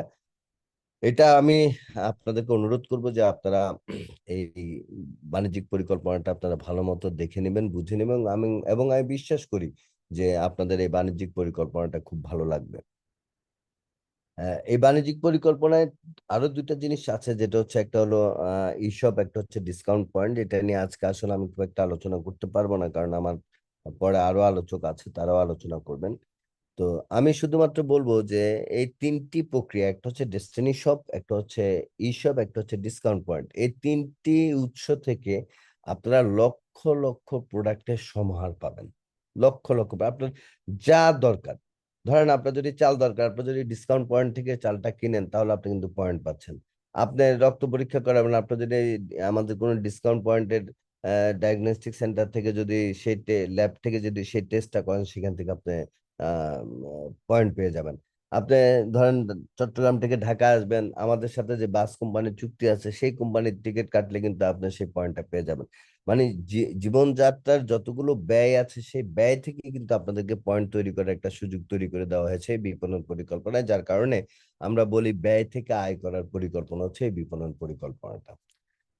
তো যাই হোক, আমাদের এই বিপণন পরিকল্পনা অনুযায়ী আমরা আমাদের কার্যক্রম পরিচালনা করছি। এখন আসা যাক যে এই কার্যক্রম পরিচালনা করতে যে আমরা যে বাধার সম্মুখীন হচ্ছি, এই কার্যক্রম পরিচালনা করতে যে আমরা যে বাধাটার সম্মুখীন হচ্ছি সেটা হচ্ছে যে মাঠ পর্যায়ে আমাদের মধ্যে একটা বিভ্রান্তি কাজ করছে। হ্যাঁ, তো এই বিভ্রান্তিটা কিন্তু আসলে আমরা চাইলেই নিজেদের কমন সেন্স থেকে কিন্তু আমরা বিভ্রান্তিটা দূর করতে পারি। এটার জন্য আসলে কিন্তু অন্য কারো পরামর্শ নেওয়ার দরকার নেই, অন্য কারো চিন্তা করার দরকার নেই, অন্য কারো সহযোগিতা নেওয়ার দরকার নেই। আমরা প্রত্যেকটা ব্যক্তি যারা এখানে এই মিটিং এ আজকে উপস্থিত আছি, আমরা চাইলে নিজেদের কমন সেন্স থেকে কিন্তু এটার একটা সমাধান আমরা কিন্তু বের করে নিতে পারি। তো কিভাবে আমরা নিতে পারি? প্রথমত হচ্ছে যে ডেস্টিনি 2000 লিমিটেড চলছে কি চলছে না, চালু আছে না বন্ধ আছে, এটা নিয়ে আমরা ফেসবুকে নানা ধরনের বিভ্রান্তি দেখি। তো প্রথম প্রশ্ন হচ্ছে যে ডেস্টিনি 2000 লিমিটেড যদি চালুই না থাকতো, তাহলে স্টেটমেন্ট জেনারেট হচ্ছে কিভাবে? আপনারা ট্রি দেখতেছেন কিভাবে? অনেকে বলে এটা আমার বাজার তোমার বাজার এক্সিলেন্ট ইত্যাদি ইত্যাদি। আসলে এখানে আপনারা যারা আছেন, হ্যাঁ, আমি আমার বাজার লিমিটেড নামক একটা কোম্পানিতে ডিস্ট্রিবিউটর হিসেবে কাজ করেছি। হ্যাঁ, আপনারা আমার মনে হয় অনেকেই সেই কোম্পানির নামও জানেন না বা অনেকেই সেই কোম্পানিতে ছিলেনও না। তাহলে এটা আমার বাজারের ট্রি হলো, তাই সেখানে আপনারা থাকবেন না। সেখানে তো মুকুল ভাইয়ের নিচে আপনাদের থাকার কথা না, সেখানে তো আমার নিচে আপনাদের থাকার কথা। তাহলে প্রথমত হচ্ছে যে ডেস্টিনি 2000 লিমিটেড বাণিজ্যিক ভাবে একেবারে সম্পূর্ণ সক্রিয় একটি প্রতিষ্ঠান আছে, যার একটা বোর্ড আছে। এই বোর্ডটা তৈরি করে দিয়েছে আদালত। এখন আমি কিন্তু সে বোর্ডে নাই, আমি বোর্ডে অন্তর্ভুক্ত হতে চেয়েছি, সেই জন্য আমি আদালতে আবেদন করেছি। আদালত আমার আবেদনটা গ্রহণ করেছে।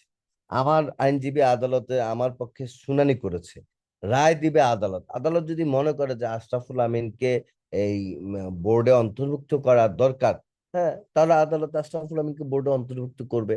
আর আদালত যদি মনে করে যে না, আশরাফুল আমিনকে বোর্ডে অন্তর্ভুক্ত করার দরকার নাই, তাহলে আদালত বোর্ডে আশরাফুল আমিনকে অন্তর্ভুক্ত করবে না। এখন এই যে আশরাফুল আমিনকে অন্তর্ভুক্ত করা বোর্ডে, এটা সম্পূর্ণ এখতিয়ার হচ্ছে আদালতের, যেহেতু এটা আদালত নিযুক্ত একটা বোর্ড। এটা কিন্তু আমাদের শেয়ার হোল্ডার দ্বারা গঠিত কোনো বোর্ড না, এটা আবারও বলছি, এটা আদালত নিযুক্ত একটা বোর্ড। আদালতের রায় এখানে হচ্ছে কি চূড়ান্ত। তাহলে যে কোনো ব্যক্তি, যে কোনো শেয়ার হোল্ডার চাইলে আদালতের কাছে যেতেই পারেন যে আমি এই প্রতিষ্ঠানের আহ, জন্য কাজ করতে চাই, আমি আমার মেধা আছে, আমার দক্ষতা আছে, আমার যোগ্যতা আছে, আমার সক্ষমতা আছে, আমি সেই দক্ষতা যোগ্যতা সক্ষমতাটা আমি প্রতিষ্ঠানকে দিতে চাই। এটা আদালতে উপস্থাপন করলে আদালত বিষয়টা বিবেচনা করবেন। এটা গেল। তাহলে এখানে বোর্ডে কে থাকবে কে থাকবে না, বিষয়টা কিন্তু বোর্ড নির্ধারণ করবে না, এই বিষয়টা নির্ধারণ করবে আদালত। এটা আমি আপনাদেরকে প্রথমে স্পষ্টভাবে বলে দিতে চাই। এবং এই বিষয়ে আমাদের সকল পক্ষ, আমরা ইতিমধ্যে 6টা পক্ষ বিভিন্নভাবে আবেদন করেছি। সেই 6 পক্ষেরই আইনজীবীগণ আদালতে বক্তব্য উপস্থাপন করেছেন, এবং আদালত এই ছুটির পরে আদালত এই প্রসঙ্গে একটা রায় দিবে। সেখানে যাদেরকে আদালত উপযুক্ত মনে করবেন, আহ, সেখানে তিনি এই বোর্ডে আসবেন। আর যাকে উপযুক্ত মনে করবেন না বা যাকে প্রয়োজন মনে করবেন না, আদালত তাকে দিবেন না। এখানে কেউ কাউকে বাধা সৃষ্টি করে বাধা দেওয়ার কোনো সুযোগ নাই। আমি চাইলে কাউকে বাধা দিতে পারবো না। এখানে আরেকজন শেয়ার হোল্ডার আছেন, আমাদের জাহাঙ্গীর আলম, ট্রেনার, যে ডায়মন্ড এক্সিকিউটিভ আপনাদের চট্টগ্রামের, সে শেয়ার হোল্ডার, আমিও শেয়ার হোল্ডার। সে চাইলে আমাকে বাধা দিয়ে আটকাতে পারবে না, আমি চাইলেও তাকে বাধা দিয়ে আটকাতে পারবো না। তার কারণ হচ্ছে যে তার এবং আমার কোম্পানি আইন অনুযায়ী অধিকার সমান। তো এখানে কেউ কাউকে আসতে দিচ্ছে না, এই ধরনের প্রচারণাটা একটা উদ্দেশ্যমূলক প্রচারণা বলে আইনগতভাবে প্রতিষ্ঠিত। দ্বিতীয় জিনিস হচ্ছে ম্যানেজমেন্ট। বোর্ড একটা ম্যানেজমেন্ট করেছে, সেই ম্যানেজমেন্টে বোর্ড প্রথমে শেয়ার হোল্ডারদের মধ্যখান থেকে আগ্রহীদেরকে আহ্বান করেছেন যে আপনারা যেহেতু কোম্পানির শেয়ার হোল্ডার, কারা কারা বিনা পারিশ্রমিকে 3 মাস প্রতিষ্ঠানকে সময় দিবেন, এরকম যারা আগ্রহী তারা আসেন। হ্যাঁ, সেই ক্ষেত্রে আমরা 7 জন শেয়ার হোল্ডার, আমরা 7 জন শেয়ার হোল্ডার বোর্ডের কাছে আগ্রহ প্রকাশ করেছি যে যেহেতু আমরা কোম্পানির মালিক, আমরা বিগত সময়ে প্রতিষ্ঠানের ব্যবসায়িক কর্মকাণ্ডের সাথে আমরা জড়িত ছিলাম, আমরা প্রাতিষ্ঠানিক ভাবেও জড়িত ছিলাম, আমাদের সহযোগিতা প্রতিষ্ঠানকে এগিয়ে নিয়ে যেতে সহযোগিতায় সাহায্য করবে, আমরা আগ্রহী। তখন বিগত বোর্ড, মানে বর্তমানে যে বোর্ডটা আছে সেই বোর্ডটাই আমাদেরকে নিয়োগ প্রদান করেছেন। এখানে বোর্ড কাকে নিয়োগ প্রদান করবেন না করবেন, এখানে কিন্তু কারো ব্যক্তিগত ইচ্ছা অনিচ্ছার সদিচ্ছার কোনো বিষয় ছিল না। এটা সম্পূর্ণ সে বোর্ডের এখতিয়ার ছিল। বোর্ডে 13 জন আমাদের শেয়ার হোল্ডিং ডিরেক্টর ছিল, আর 3 জন হাইকোর্ট অ্যাপয়েন্টেড ডিরেক্টর ছিল। এই 16 জনের মধ্যে সংখ্যাগরিষ্ঠতার মতামতের ভিত্তিতে ম্যানেজমেন্টটা তৈরি হয়েছে। তার মানে এখানে আপনাদেরকে আরেকটা জিনিস আমি আপনাদেরকে ক্লিয়ার করতে চাই যে অমুককে বোর্ডে আসতে দেওয়া হচ্ছে না, অমুককে বোর্ডে আসতে দেওয়া হবে না, এর জন্য ও আসতে পারতেছে না, ওর জন্য এ আসতে পারতেছে না। আসলে বক্তব্যগুলো শুনতে ভালো শোনালেও বাস্তব অর্থে বক্তব্যগুলো ভিত্তিহীন। তার কারণ হচ্ছে যে বোর্ডের সেই ক্ষমতা বোর্ডকে আদালত দিয়েছে। আর বোর্ড যদি কোনো ব্যক্তির উপর কোনো ধরনের অন্যায় অবিচার করে, তাহলে ওই ব্যক্তির আদালতে যাওয়ার কি আছে, সুযোগ আছে। তো সো এই প্রচারণাগুলো থেকে আপনাদেরকে আহ, মানে নিজেদের কমন সেন্স দিয়ে আপনাদেরকে ফাইন্ড আউট করতে হবে যে আসলে কোনটা ফেক কোনটা রিয়েল। তাহলে আমি আপনাদেরকে যে জিনিসটা বলতে চাই সেটা হচ্ছে সম্পূর্ণ বৈধভাবে ডেস্টিনি 2000 লিমিটেড তার বাণিজ্যিক কার্যক্রম পরিচালনা করছে। আপনাকে একটা জিনিস বুঝতে হবে ভাই, যে এই কোম্পানিটা বাংলাদেশের এমন একটা কোম্পানি যে কোম্পানিটা প্রত্যেকটা এজেন্সি এই কোম্পানির দিকে কিন্তু নজরদারি করছে।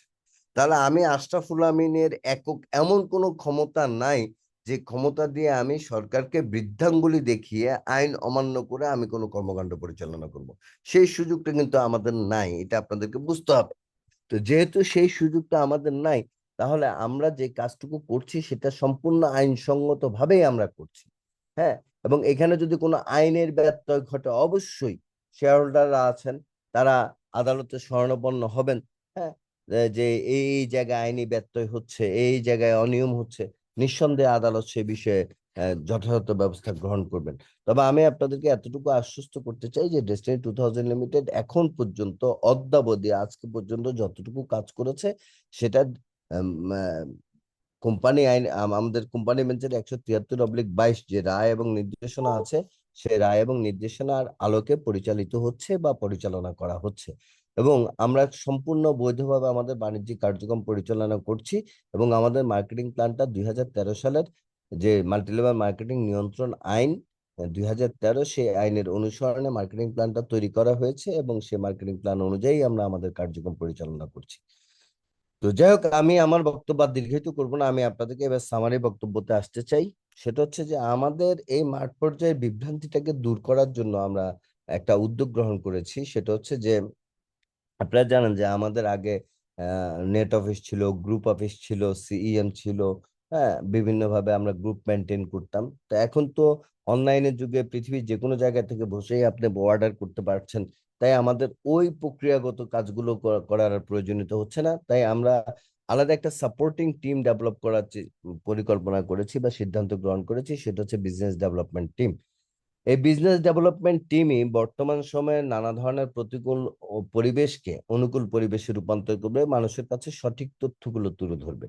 এই বিজনেস ডেভেলপমেন্ট টিমের লেয়ার হচ্ছে তিনটি। প্রথম লেয়ার হচ্ছে সিটিও, সেন্ট্রাল টিম অর্গানাইজার। দ্বিতীয় লেয়ারটা হচ্ছে জেটিও, যারা হচ্ছে জোনাল টিম অর্গানাইজার। আর সর্বশেষ লেয়ারটা হচ্ছে এলটিও, লোকাল টিম অর্গানাইজার। আমরা ধরে নিয়েছি যে পূর্ববর্তী সময়ের কোন একজন ডায়মন্ড বা সিইও বা সিএম বা কোন একজন নেট অ্যাডমিন তিনি চাইলে সিটিও হিসেবে তিনি অন্তর্ভুক্ত হতে পারবেন আবেদনের প্রেক্ষিতে। তাহলে সিটিও হচ্ছে কারা? যিনি নেট অ্যাডমিন ছিলেন, যিনি সিইএম ছিলেন, অথবা একজন ডায়মন্ড এক্সিকিউটিভ, তিনি সিটিও হিসেবে এখানে অন্তর্ভুক্ত হতে পারবেন। এরপর একজন সিটিও ন্যূনতম 5 জন জেটিও নিয়োগ দিবেন। এটা হচ্ছে একজন সিটিও শর্ত। একজন জেটিও হচ্ছে আমরা ধরে নিচ্ছি যে এক্সিকিউটিভ ডিস্ট্রিবিউটর, অর্থাৎ সিলভার টু পিএইচডি পর্যন্ত তারা জেটিওর ভূমিকায় থাকবেন। এবং জেটিও যিনি আসবেন তিনি একজন জেটিও কমপক্ষে 10 জন এলটিও নিয়োগ করতে হবে। 10 জন এলটিও হচ্ছে 10 জন ডিস্ট্রিবিউটর সক্রিয়ভাবে কাজ করবেন, এই মর্মে তাদেরকে এই টিমটা তৈরি হবে। তার মানে একজন সিটিওর অধীনে 56 জনের একটা ন্যূনতম দল তৈরির আমরা প্ল্যান করেছি। এটা হচ্ছে আমাদের বিজনেস ডেভেলপমেন্ট টিম। এরকম আমরা চিন্তা করেছি যে আমাদের 50-60 জন ডায়মন্ড আছে, বা আগে 45 জন সিএম ছিল, বা আগে আমাদের 100টা নেট অফিসে অ্যাডমিন ছিল। মোটামুটি আমরা চিন্তা করেছি যে আমাদের এরকম 56 জনের 50টা টিম তৈরি হবে। এবং এই 50টা টিম দিয়ে আস্তে আস্তে আস্তে আস্তে আমরা বাণিজ্যিক কর্মকাণ্ডটাকে আমরা গুছিয়ে নিয়ে আসবো। এবং আমি আপনাদেরকে অভিনন্দন জানাই, আপনাদের প্রতি কৃতজ্ঞতা প্রকাশ করছি যে আপনারা কোনো না কোনো ভাবে আপনারা এই বিজনেস ডেভেলপমেন্ট টিমের আপনারা সদস্য হয়েছেন। এবং আপনাদের এই অবদান আগামী দিনে ডেস্টিনির যে অগ্রযাত্রা আছে সেই অগ্রযাত্রায় আপনাদের এই অবদান অবশ্যই কৃতজ্ঞতা ভরে স্মরণ করা হবে। তাহলে এখানে আমরা বিজনেস ডেভেলপমেন্ট টিম দ্বারা আমরা আমাদের ব্যবসায়িক কর্মকাণ্ডটাকে আমরা এগিয়ে নিয়ে যাওয়ার আমরা পরিকল্পনা প্রণয়ন করছি। এবং আমরা বিশ্বাস করি যে এখানে আমাদের এই বিজনেস ডেভেলপমেন্ট টিম আমাদের টোটাল সারা বাংলাদেশের বাণিজ্যিক কর্মকাণ্ডটাকে ইনশাল্লাহ আগামী 3 থেকে 6 মাসের মধ্যে একটা বৈপ্লবিক পরিবর্তন নিয়ে আসতে সক্ষম হবেন এবং তারা এই কাজটুকু করবেন। সর্বশেষ যে কথাটাই আমি আপনাদেরকে বলবো, যে ঘুরে ফিরে আপনাদের মধ্যে একটি প্রশ্ন চলেই আসে, সেটা হচ্ছে যে আমরা বিনিয়োগের টাকা ফেরত পাবো কিনা। হ্যাঁ, আমি আপনাদেরকে এই বিষয়ে একেবারে সুস্পষ্ট ভাবে আমি আপনাদেরকে জানাতে চাই যে আমি নিজেও একজন বিনিয়োগকারী। আমি নিজে একজন বিনিয়োগকারী বলতে আমি আপনাদেরকে বলি যে আমি এই যে এখন যে এই ডেস্টিনিতে কাজ করছি, আমি অ্যাকচুয়ালি অর্থ উপার্জনের জন্য কাজ করছি না। এটা আমার কোনো আর্থিক লড়াই নয়, এটা হচ্ছে আমার একটা নৈতিক লড়াই। আমার এই নৈতিক লড়াইটার মূল অবস্থানটা হচ্ছে যে একজন ট্রেনার হিসেবে আমি সারা বাংলাদেশে আম, প্রতিটি জেলায়, ধরতে গেলে প্রতিটি থানায় আমি প্রোগ্রাম করেছি, মানুষকে স্বপ্ন দেখিয়েছি। মানুষ আমার কথায় উদ্বুদ্ধ হয়েছে, আমি এটাকে আমার একটা নৈতিক দায় হিসেবে নিয়েছি। তো এই দায়টা আমাকে কোনো না কোনো ভাবে পূরণ করতেই হবে। এবং আমি যদি আপনাদেরকে বলি যে destiny 2000 limited, destiny tree plantation limited এবং destiny multipurpose cooperative society limited, আপনি যদি মাল্টিপারপাস কোঅপারেটিভ সোসাইটি লিমিটেডের 10 জন শীর্ষ শেয়ার হোল্ডারের তালিকা দেখতে চান, সে 10 জনের মধ্যে আমি একজন। আমার 50,11,000 টাকার আমার কি আছে, শেয়ার কিনা আছে। তাছাড়া মান্থলি প্রফিট স্কিমে আমার প্রায় 50 লক্ষ টাকার মান্থলি প্রফিট স্কিমে জমা দেওয়া আছে। ডাবল ডিপোজিট স্কিমে আমার 60 লক্ষ টাকার মতো জমা দেওয়া আছে। তার মানে আমি ব্যক্তিগতভাবে মাল্টিপারপাস কোঅপারেটিভ সোসাইটির বিভিন্ন প্রজেক্টে আমার প্রায় 5 কোটি টাকার মতো আমার কি আছে, 1600 আইএনডিপি ডিএবিসি প্যাকেজ আমার ক্রয় করা আছে। তো আমি একজন বিনিয়োগকারী। তা আমি আমার বিনিয়োগ তথা আপনাদের সকলের বিনিয়োগ যেন ফেরত পাওয়া যায়, এই লড়াইটাই কিন্তু করছি। এখন এই বিনিয়োগ ফেরত পাওয়ার পূর্ব শর্তটা হচ্ছে প্রতিষ্ঠানকে সক্রিয় করতে হবে। প্রতিষ্ঠানকে যদি সক্রিয় করা না যায়, আসলে এই বিনিয়োগটাই ফেরত পাওয়ার কোনো সুযোগই থাকবে না। আপনারা খেয়াল করেছেন যে বা আপনারা এটা বুঝেন যে প্রতিষ্ঠান নিষ্ক্রিয় থাকলে আমাদের সম্পদ লুটপাট হবে, আমাদের সম্পদ বিভিন্ন জন দখল করে খাচ্ছে, সেটা সেই অবস্থায় থাকবে। আমরা সেই জায়গায় জিনিসগুলোকে আমরা কি করতে পারবো না, রিকভারি করতে পারবো না। আর আমরা যদি সক্রিয় হই, তাহলে কিন্তু আমরা সেই জিনিসটা রিকভারি করতে পারবো। আমরা রিকভারি করতে পারলেই কিন্তু সেটা সম্পদ ব্যবস্থাপনা বলেন, সম্পদ বিক্রয় বলেন, সম্পদ ব্যবহার বলেন, যাই বলেন না কেন, সেটা করে কিন্তু আমরা বিনিয়োগকারীদের বিনিয়োগ ফেরত দিতে পারবো। আমি আপনাদেরকে এটা আশ্বস্ত করতে চাই যে ডেস্টিনি 2000 লিমিটেডের অডিট কার্যক্রম সম্পন্ন হওয়ার পর যে দায় দানাটা নিরূপিত হবে, এই দায় দানাটা নিরূপিত হলে আমরা সুস্পষ্টভাবে, আমরা নয় আমি বলবো, আমার সাথে আপনারাও আছেন, আপনারা সুস্পষ্টভাবে আপনাদের বিনিয়োগকারীদেরকে একেবারে ক্রিস্টাল ক্লিয়ার মেসেজ দিয়ে দিতে পারবেন যে কত দিনের মধ্যে আপনারা বিনিয়োগকারীদের টাকা কিভাবে ফেরত দিতে পারবেন। বাট আমি আপনাদেরকে এতটুকু এনশিওর করছি, আবার বলছি আপনাদেরকে আমি এতটুকু এনশিওর করছি যে যে পরিমাণ দায় ডেস্টিনি 2000 লিমিটেড এর সহযোগী প্রতিষ্ঠান সমূহ আছে, ডেস্টিনির দায় খুবই কম। মাল্টিপারপাস এবং ট্রি প্লান্টেশনের দায়ই হচ্ছে সবচেয়ে বেশি। এই তিনটি প্রতিষ্ঠান মিলে যতটুকু দায় আছে, তার সেই দায় 2 থেকে 3 বার পরিশোধ করার মতো আর্থিক সক্ষমতা এই তিনটি প্রতিষ্ঠানের ইনশাল্লাহ আছে। তো আমি আপনাদেরকে এই ব্যাপারে একেবারে ক্রিস্টাল ক্লিয়ারলি বলবো যে আমরা আমাদের অডিট কার্যক্রম 2012 সাল পর্যন্ত শেষ হয়েছে। বাকি সময়টুকু অডিট কাজ শেষ হলে আমরা সেই অডিটের রিপোর্ট নিয়ে আমরা আদালতে যাব। আদালত নিঃসন্দেহে এই দায় দানা কিভাবে নিষ্পত্তি হবে সে বিষয়ে আমাদেরকে একটা রূপরেখা প্রদান করবেন, এবং সেই রূপরেখা অনুযায়ী ইনশাল্লাহ সকল ডিস্ট্রিবিউটরদের এবং সকল বিনিয়োগকারীদের দায় দানা পরিশোধিত হবে বলে আমি বিশ্বাস করি। এবং যতক্ষণ পর্যন্ত এই দায়দানার ব্যাপারে আদালতের কাছ থেকে সুনির্দিষ্ট নির্দেশনা পাওয়া না যাবে, ততক্ষণ পর্যন্ত আমি আমার বা আমার টিমে যারা আছেন, বা আমার টিম বলতে আমার ম্যানেজমেন্ট টিম বলতেছে, আমার টিম বলতে আপনাদেরকে বলতেছি, যারা ডেস্টিনির এই লক্ষ লক্ষ ডিস্ট্রিবিউটরের দায়দানা পরিশোধের আন্দোলন সংগ্রামে নিজেকে নিয়োজিত রেখেছেন, তাদের হয়ে আমি কাজ করে যাব। তো পরিশেষে আমি আপনাদেরকে আবারও স্মরণ করে দিতে চাই যে আমরা অবশ্যই আমাদের বিনিয়োগকারীদের বিনিয়োগের টাকা ফেরত দিতে পারবো, এবং এটা আদালতের নির্দেশনা নিয়েই আমাদেরকে দিতে হবে। সেই পরিমাণ সম্পদ আমাদের আছে। ডেস্টিনি 2000 লিমিটেড এর বর্তমান যে কার্যক্রম পরিচালিত হচ্ছে সেটি সম্পূর্ণ বৈধ, আইনানুগ এবং আদালত কর্তৃক নিয়োগকৃত গঠনকৃত বোর্ড অফ ডিরেক্টরস এর সিদ্ধান্ত মোতাবেক বোর্ড মিটিং এ যে সকল সিদ্ধান্ত হয়েছে সেই সিদ্ধান্তেরই বাস্তব রূপ প্রতিফলন হচ্ছে আজকের এই কর্মকাণ্ড। এটা সম্পূর্ণ বৈধভাবে পরিচালিত হচ্ছে। এখানে কোনো ধরনের অনৈতিকতা নেই। এখানে কোনো ধরনের এটা কি বলবো যে ব্যক্তি চর্চা, ব্যক্তি পূজা বা ব্যক্তি নির্ভরতা নেই। আমাদের টোটাল সিস্টেমটা, আমি আবার বলছি, আমাদের টোটাল সিস্টেমটা একটা সফটওয়্যার বেসড। প্রতিদিন দুপুর 3টায় স্টেটমেন্ট জেনারেট হয়। কারো কোনো কমান্ড দেওয়ার প্রয়োজন হয় না, অটোমেটিক্যালি স্টেটমেন্ট জেনারেট হয়ে যায়। এবং আমাদের নির্দেশনা দেওয়া আছে। আর আমরা ইনশাল্লাহ আগামী মাসে যদি আমরা ডিসবার্সমেন্ট গেটওয়েটা পেয়ে যাই, তাহলে আপনার কমিশন জেনারেট হওয়ার সাথে সাথে স্টেটমেন্ট জেনারেট হওয়ার 2 থেকে 3 ঘন্টার মধ্যে আপনার বিকাশ বা আপনার ব্যাংক অ্যাকাউন্টে কমিশনের টাকাটা অটোমেটিক্যালি চলে যাবে। তো আমরা একেবারে ব্যক্তি নির্ভরতা থেকে সরে এসে আমরা সফটওয়্যার বেস সিস্টেম নির্ভর একটা পরিকল্পনা এখানে দাঁড় করিয়েছি। তার কারণ হচ্ছে মানুষ মরণশীল। আমি আপনাকে কখন কোথায় মরে যাই। আজকেও আমার এক ঘনিষ্ঠ বন্ধু, খুবই ঘনিষ্ঠ বন্ধু এই পৃথিবী ছেড়ে চলে গেছেন। অবাক বিষয় হচ্ছে যে ঈদের দিনও তার সাথে আমার দেখা হয়েছে, কিন্তু আজকে খবর পেলাম সে আমাদের মাঝে নেই।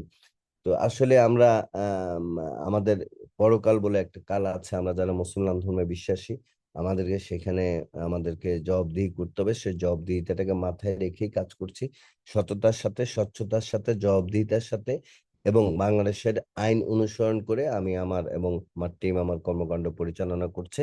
এবং আপনাদের প্রতি উদারত আহ্বান থাকবে যে আপনারা সবাই আপনাদের অবস্থান থেকে এই বিষয়গুলো যাচাই বাছাই করে এই ফেসবুকের মিথ্যা তথ্যে বিভ্রান্ত না হয়ে আপনারা ডকুমেন্টারি জিনিসগুলো আপনারা একটু দেখবেন, আপনারা জানবেন, বুঝবেন। বুঝে আপনারা এই ডেস্টিনির রিবিল্ড, আমরা যে ডেস্টিনিটাকে পুনর্গঠন করার লড়াই করছি, এই লড়াইয়ে আপনারা স্বতঃস্ফূর্তভাবে অংশগ্রহণ করবেন। এবং ডেস্টিনি সংক্রান্ত সমস্ত তথ্য আমাদের ওয়েবসাইটে দেওয়া আছে। আপনারা ওয়েবসাইট থেকে আপনারা তথ্যগুলো সংগ্রহ করে নিতে পারবেন। এবং আমি আপনাদেরকে অনুরোধ করব যে কোনো ব্যক্তির কথা বিশ্বাস না করে আপনারা দালিলিক ভাবে জিনিসগুলো আপনারা দেখেন, দেখার পর আপনারা সিদ্ধান্ত গ্রহণ করেন এবং ডেস্টিনির আগামী দিনের পুনর্জাগরণে এবং ডিস্ট্রিবিউটারদের বিনিয়োগ ফেরত দেওয়ার এই আন্দোলনে আপনারা নিজেদেরকে সক্রিয়ভাবে অংশগ্রহণ করার সিদ্ধান্ত গ্রহণ করুন। আজকের এই অনুষ্ঠানে আমাকে কথা বলার সুযোগ দেওয়ার জন্য আপনাদের প্রত্যেকের প্রতি কৃতজ্ঞতা জানিয়ে, বিশেষ করে আমি করি মুকুল ভাইয়ের প্রতি কৃতজ্ঞতা জানিয়ে আমি আমার বক্তব্য এখানেই শেষ করছি। খোদা হাফেজ। যদি কোনো প্রশ্ন আসে অবশ্যই আমি আবার আপনাদের মুখোমুখি হব। তো আপনারা সবাই সুস্থ থাকুন, ভালো থাকুন। আগামী দিনের ডেস্টিনি বিনির্মাণে আপনারা অগ্রণী ভূমিকা পালন করুন। আপনাদের প্রতি এই উদারত আহ্বান জানিয়ে আমি আমার বক্তব্য এখানেই শেষ করছি। খোদা হাফেজ। ধন্যবাদ সবাইকে। আসসালামু আলাইকুম। অসংখ্য ধন্যবাদ। কথা বলছিলেন জনাব মোহাম্মদ আশরাফুল আমিন, চিফ অপারেটিং অফিসার এবং চিফ কোঅর্ডিনেটর ডেস্টিনি লিমিটেড। অসংখ্য অসংখ্য ধন্যবাদ স্যার। আপডেটটা আমরা শুনছিলাম, চমৎকার ভাবে আপনি বলেছেন। আমাদের আসলে অনেক আপডেট যেটা গ্যাপ ছিল, আমাদের অনেকটাই ফিল আপ হয়েছে। অসংখ্য ধন্যবাদ আমার পক্ষ থেকে, ডেস্টিনি লিমিটেড পক্ষ থেকে এবং টোরিয়াস এসোসিয়েটস এর পক্ষ থেকে আপনাকে অসংখ্য ধন্যবাদ। এ পর্যায়ে আমরা আরেকজন স্পেশাল গেস্ট অলরেডি এসে পড়েছেন আমাদের মধ্যে, জনাব Mohammad Jahangir Alam, head of operation marketing and training, CTO Destiny limited. আপনাকে বিনীত আহ্বান জানাচ্ছি আপনার বক্তব্য পেশ করার জন্য। জনাব মোহাম্মদ জাহাঙ্গীর আলম ভাই। আসসালামু আলাইকুম। আশা করছি আমাকে শুনতে পাচ্ছেন সবাই। জি স্যার, শুনতে পাচ্ছি। আমি প্রথমেই ধন্যবাদ জানাচ্ছি আজকের আয়োজনকারী আমাদের সম্মানিত ডায়মন্ড এক্সিকিউটিভ মুকুল ভাইকে এবং গ্লোরিয়াসের যারা আজকে এই প্রোগ্রামে অংশগ্রহণ করছেন তাদের সবাইকে। এই আসলে লম্বা আলোচনায় করার মতো তেমন কিছু নাই। আশরাফ ভাই যেভাবে আলোচনা করেছেন এই কোম্পানির এই মুহূর্তের আসলে যে ধরনের ইনফরমেশন দরকার তার সকল ইনফরমেশন গুলোই কিন্তু আশরাফ ভাই এখানে বর্ণনা করেছেন, স্টেপ বাই স্টেপ খুব চমৎকার ভাবে বর্ণনা করেছেন। আমি শুধু এতটুকু বলবো, আসলে সমস্ত কিছু শেষ করে আমরা আসলে এখন আমাদের এটাকে যদি বলি ডেস্টিনির ফ্লাইট ইতিমধ্যে আমরা রানওয়েতে দৌড় শুরু করেছি। এই প্রক্রিয়ায় আমরা চলে এসেছি, যে মানে অল্প সময়ের ভিতরে আমরা ফ্লাই করে একেবারেই মানে এটা ভালো অবস্থানে আমরা চলে যাব আমি আশা করি। আর বর্তমান বাণিজ্যিক কার্যক্রমটার ফিউচার নিয়ে আমি একটু কথা বলি। আপনারা যারা ইতিমধ্যেই কার্যক্রম শুরু করে দিয়েছেন বা যারা চিন্তা করছেন আসলে কার্যক্রম করব কি বা করব না, যারা কনফিউজিং একটা অবস্থান রয়েছেন তাদের জন্য আমার এই ইনফরমেশনটা হয়তো ভালো কাজে লাগবে। আমি শুধু প্রথম অবস্থায় এতটুকু বলি, আমাদের কয়েকটা প্রজেক্ট নিয়ে আমরা কাজ করছি। ফার্স্ট অফ অল আমাদের মার্কেটিং প্ল্যানটা এটা একেবারেই বর্তমান সময় উপযোগী, সবচেয়েতে আহ, একেবারে লেটেস্ট একটা মার্কেটিং কনসেপ্ট একদিক থেকে বলবো, আর অন্যদিক থেকে পে আউটটাও অত্যন্ত চমৎকার। আমরা যদি ওয়ার্ল্ডের বিভিন্ন বড় বড় কোম্পানিগুলোর পে আউটের দিকে তাকাই যে কতটুকু কাজ করলে অ্যাজ এ ডিস্ট্রিবিউটর হিসেবে আমরা কতটুকু উপকৃত হই, কোম্পানি কি পরিমাণ পে করে, এই সব কিছু মিলিয়ে যদি আমরা দেখি এটা খুবই চমৎকার একটা মার্কেটিং প্ল্যান। দ্বিতীয়ত হচ্ছে এটার সহযোগী কিছু কনসেপ্ট রয়েছে, এটাকে আবার মূল কনসেপ্ট হিসেবে নেওয়া যাবে না। অনেকে ওই 10 পয়েন্টের প্রোডাক্ট ওটাকে সেই নিয়ে বিভিন্ন রকমের কথা বলে। আসলে এটা আমরা জানি যে এমএলএম আইনে পণ্য ক্রয় করাটা বাধ্যতামূলক। আমাদের পূর্বে যে জিনিসগুলো ছিল না, 2013 সালে এমএলএম অ্যাক্ট হওয়ার পর থেকে এই আইনের কিছু বাধ্যবাধকতাটাকে পূরণ করার লক্ষ্যেই কিন্তু এই কার্যক্রমটা 10 পয়েন্ট বা আইডি কার্ড করা। এটা কেন এনএফসি কার্ড, আমি প্রথম অবস্থা থেকে ছিলাম না, আমার কাছে মনে হয় আশরাফ ভাই এই জিনিসগুলো বর্ণনা করেছেন। বাট এই জায়গাটায় আমাদের বড় আশরাফ ভাইয়ের এই চিন্তা ভাবনাটা খুবই মানে সময় উপযোগী, কারণ ডেস্টিনি 2000 লিমিটেড এই মুহূর্তে কাজ করবে একটা মিনিমাম পার্সেন্টেজ পুরনো থেকে যদি আমরা বলি। তার বাট এই কনসেপ্টটাকে যদি আমরা একটু স্টাবলিশ করতে পারি, ম্যাক্সিমামরাই কিন্তু তার বিনিয়োগ ফেরত চায়, বিনিয়োগের টাকাটা পাবে এই উদ্দেশ্যে কিন্তু তারা এখানে 10 পয়েন্টের পণ্য কিনে সক্রিয় হচ্ছে। বাট এই মানুষগুলোর যদি তাদের ফ্যামিলির প্রতিনিয়ত যে ব্যয়টা তারা করে, আমাদের প্রতি মাসে 5-10 হাজার 20-15 হাজার টাকার যে পরিমাণ খরচ আমরা করতে হয় পরিবারকে নিয়ে বেঁচে থাকার জন্য, এই খরচটা যদি আমরা আমাদের ডিসকাউন্ট পয়েন্টের যে প্রজেক্ট, এই প্রজেক্টের মধ্য দিয়ে যদি আমরা আনতে পারি, ডেস্টিনি যদি 2-4-5 লাখ ডিস্ট্রিবিউটরকে আমরা এই প্রজেক্টের আওতায় শুধু অ্যাক্টিভ করতে পারি, তারা কোনো কাজ করবে না, তাদের পরিবারের খরচটা শুধু ডিসকাউন্ট পয়েন্ট থেকে করবে, তাহলে কিন্তু ডেস্টিনি 2000 লিমিটেড এর প্রতি মাসে 200 থেকে 400-500 কোটি টাকা টার্ন ওভার করা সম্ভব। এটা অনেক বড় একটা প্রজেক্ট। তার পাশাপাশি আমাদের এই শপটা আরেকটা চমৎকার প্রজেক্ট। তা আমি বলবো এই সবকিছু মিলিয়ে আমরা যদি আমাদের আপনারা যদি আপনাদের টিমের ডিস্ট্রিবিউটর গুলোকে শুধু একটু অ্যাক্টিভ করেন, তাদের সাথে একটু কমিউনিকেশনটা ডেভেলপ করতে পারেন, আমার বিশ্বাস এই প্রজেক্ট থেকে একটা হিউজ ইনকাম আমাদের পক্ষে করা সম্ভব। আর এই যেটা আশা ভাই বলেছে, আসলে বাস্তবতেই একটা লিমিটেড কোম্পানি, আজকে দেখেন ডেস্টিনি অ্যাক্টিভ হয়েছে বিধায় এত আলোচনা সমালোচনা, বাট এই অ্যাক্টিভ না হওয়ার আগ পর্যন্ত আমার টাকাটা কে ফেরত দিবে, কার কাছে আমি চাইবো, এই যে আজকে আপনারা কথা বলার সুযোগ পেয়েছেন, এটা ম্যানেজমেন্ট বোর্ড পেয়েছেন, এটা যদি না থাকে, তারা যদি অ্যাক্টিভলি ভূমিকা না রাখতে পারে, তাহলে আপনি কার কাছে গিয়ে প্রতিষ্ঠানের টাকা ফেরত চাইবেন? এই যে একটা বডি তৈরি হয়েছে, আদালত তৈরি করে দিয়েছে, আস্তে আস্তে যে কার্যক্রমগুলো শুরু হয়েছে, হ্যাঁ, ইভেন আমরা যে আসলে ইভেন আপনারা খুব অবাক হবেন, আমি জানি না আমাদের এই যে মামলা ট্রায়াল হয়েছে, কখনোই ডেস্টিনি 2000 লিমিটেড সে যে তার ডিস্ট্রিবিউটরদের কে কমিশন দিয়েছে, ডিস্ট্রিবিউটরদের এখানে যে দায়, এই টোটাল জিনিসগুলো কোনোভাবেই কিন্তু আদালতের কাছে আসলে তুলে ধরা হয় নাই। এখন এই অডিটের মধ্য দিয়ে যখন আমরা আমাদের দায়, আমাদের অ্যাসেট সমস্ত কিছু তুলে ধরবো, তখনই কিন্তু আস্তে আস্তে কিন্তু আমাদের এই যে আমরা আপিল করেছি এটার মধ্য দিয়ে আমাদের সম্পদগুলো অবমুক্ত হয়ে কোম্পানি সকল দায় দেনা পরিশোধ করেও কিন্তু কোম্পানির কাছে বড় একটা অ্যাসেট থাকবে। তো এই যে জিনিসটা তৈরি হয়েছে, তার মানে এই জন্যই দরকার হচ্ছে কোম্পানিটাকে অ্যাক্টিভ করা। আমরা অনেকেই হয়তো বর্ণনা করে বলে যে ভাই আগে আমাদের টাকা ফেরত দেন তারপরে ব্যবসা করতে আসেন। ভাই আসলে আপনার টাকাটা ফেরত দিতে গেলে কোম্পানিটাকে আগে জীবিত থাকতে হবে। আপনি দেখেন একটা মানুষের কাছে আপনি টাকা পান, মানুষটা যে আপনি তারে মেরে ফেলতে পারবেন, তাতে কি আপনি টাকা পাবেন, তার কাছে এই মুহূর্তে দেওয়ার সুযোগ নাই। বাট তাকে যদি আপনি চান্স দেন যে ভাই হ্যাঁ, হ্যাঁ আমি আপনাকে সময় দিব, আপনি যেভাবে হোক আমার টাকাটা ফেরত দেন, সে যদি বেঁচে থাকে, সুযোগ পায়, তাহলে কিন্তু সে আপনার টাকা ফেরত দিতে পারবে।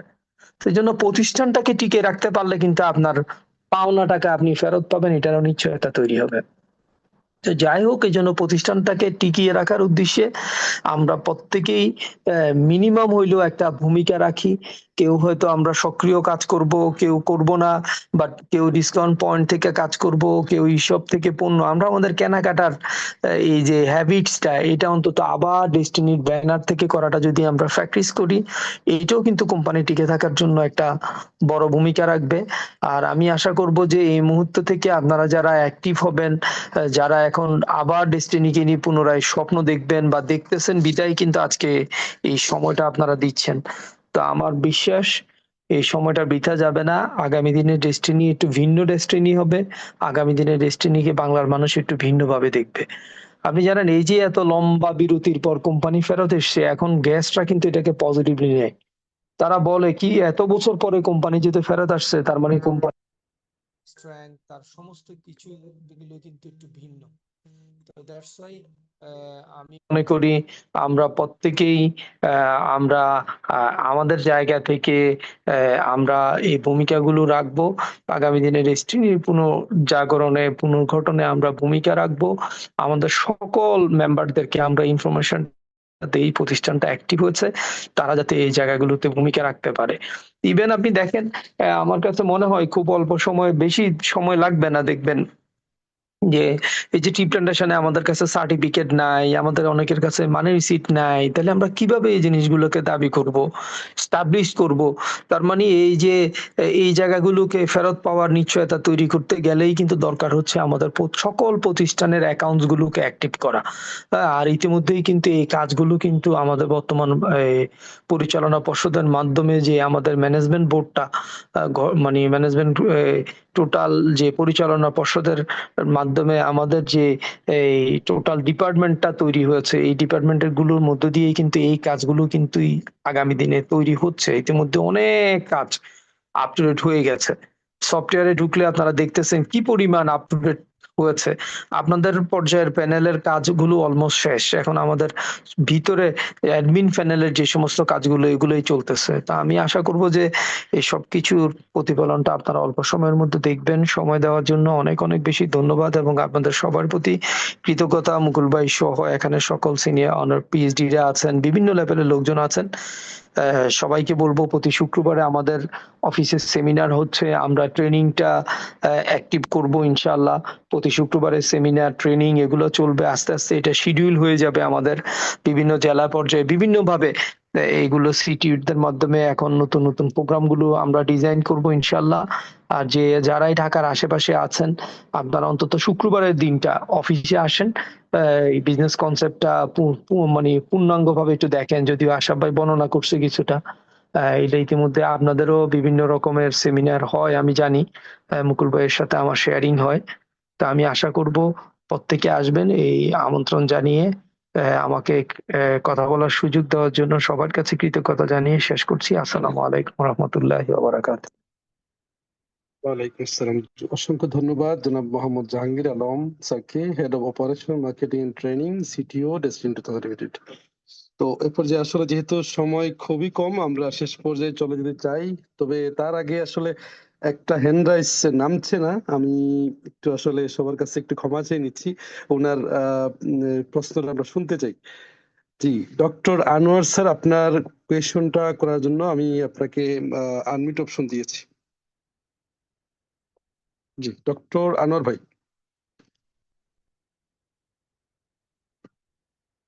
ডক্টর আনোয়ার ভাই কি আছেন? আমরা 20 সেকেন্ড সময় নিব, তারপরেই চলে যাব আজকের আমাদের কনভেনার এবং সভাপতির বক্তব্য চলে যাব।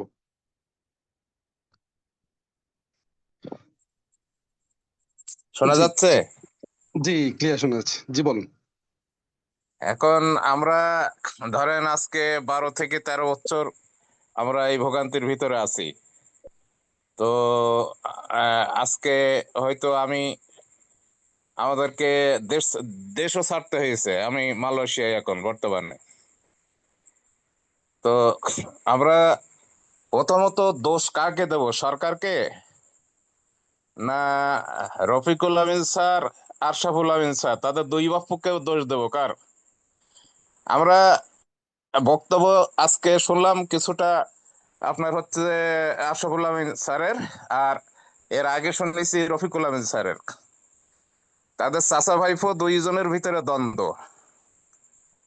তো আমরা আমরা এক সময় দেখতাম বেনাফলে, আমাদের বাড়ি বেনাফল, তো দেখতাম যে আওয়ামী লীগ এবং বিএনপি মানে ওই আলাদা আলাদা মঞ্চে যখন যেত, এর গিবত ও গাইতো, ওর গিবত ও গাইতো, এই পার্টি ওই পার্টিরে গালি দিত, ওই পার্টি ওই পার্টিরে গালি দিত মঞ্চে।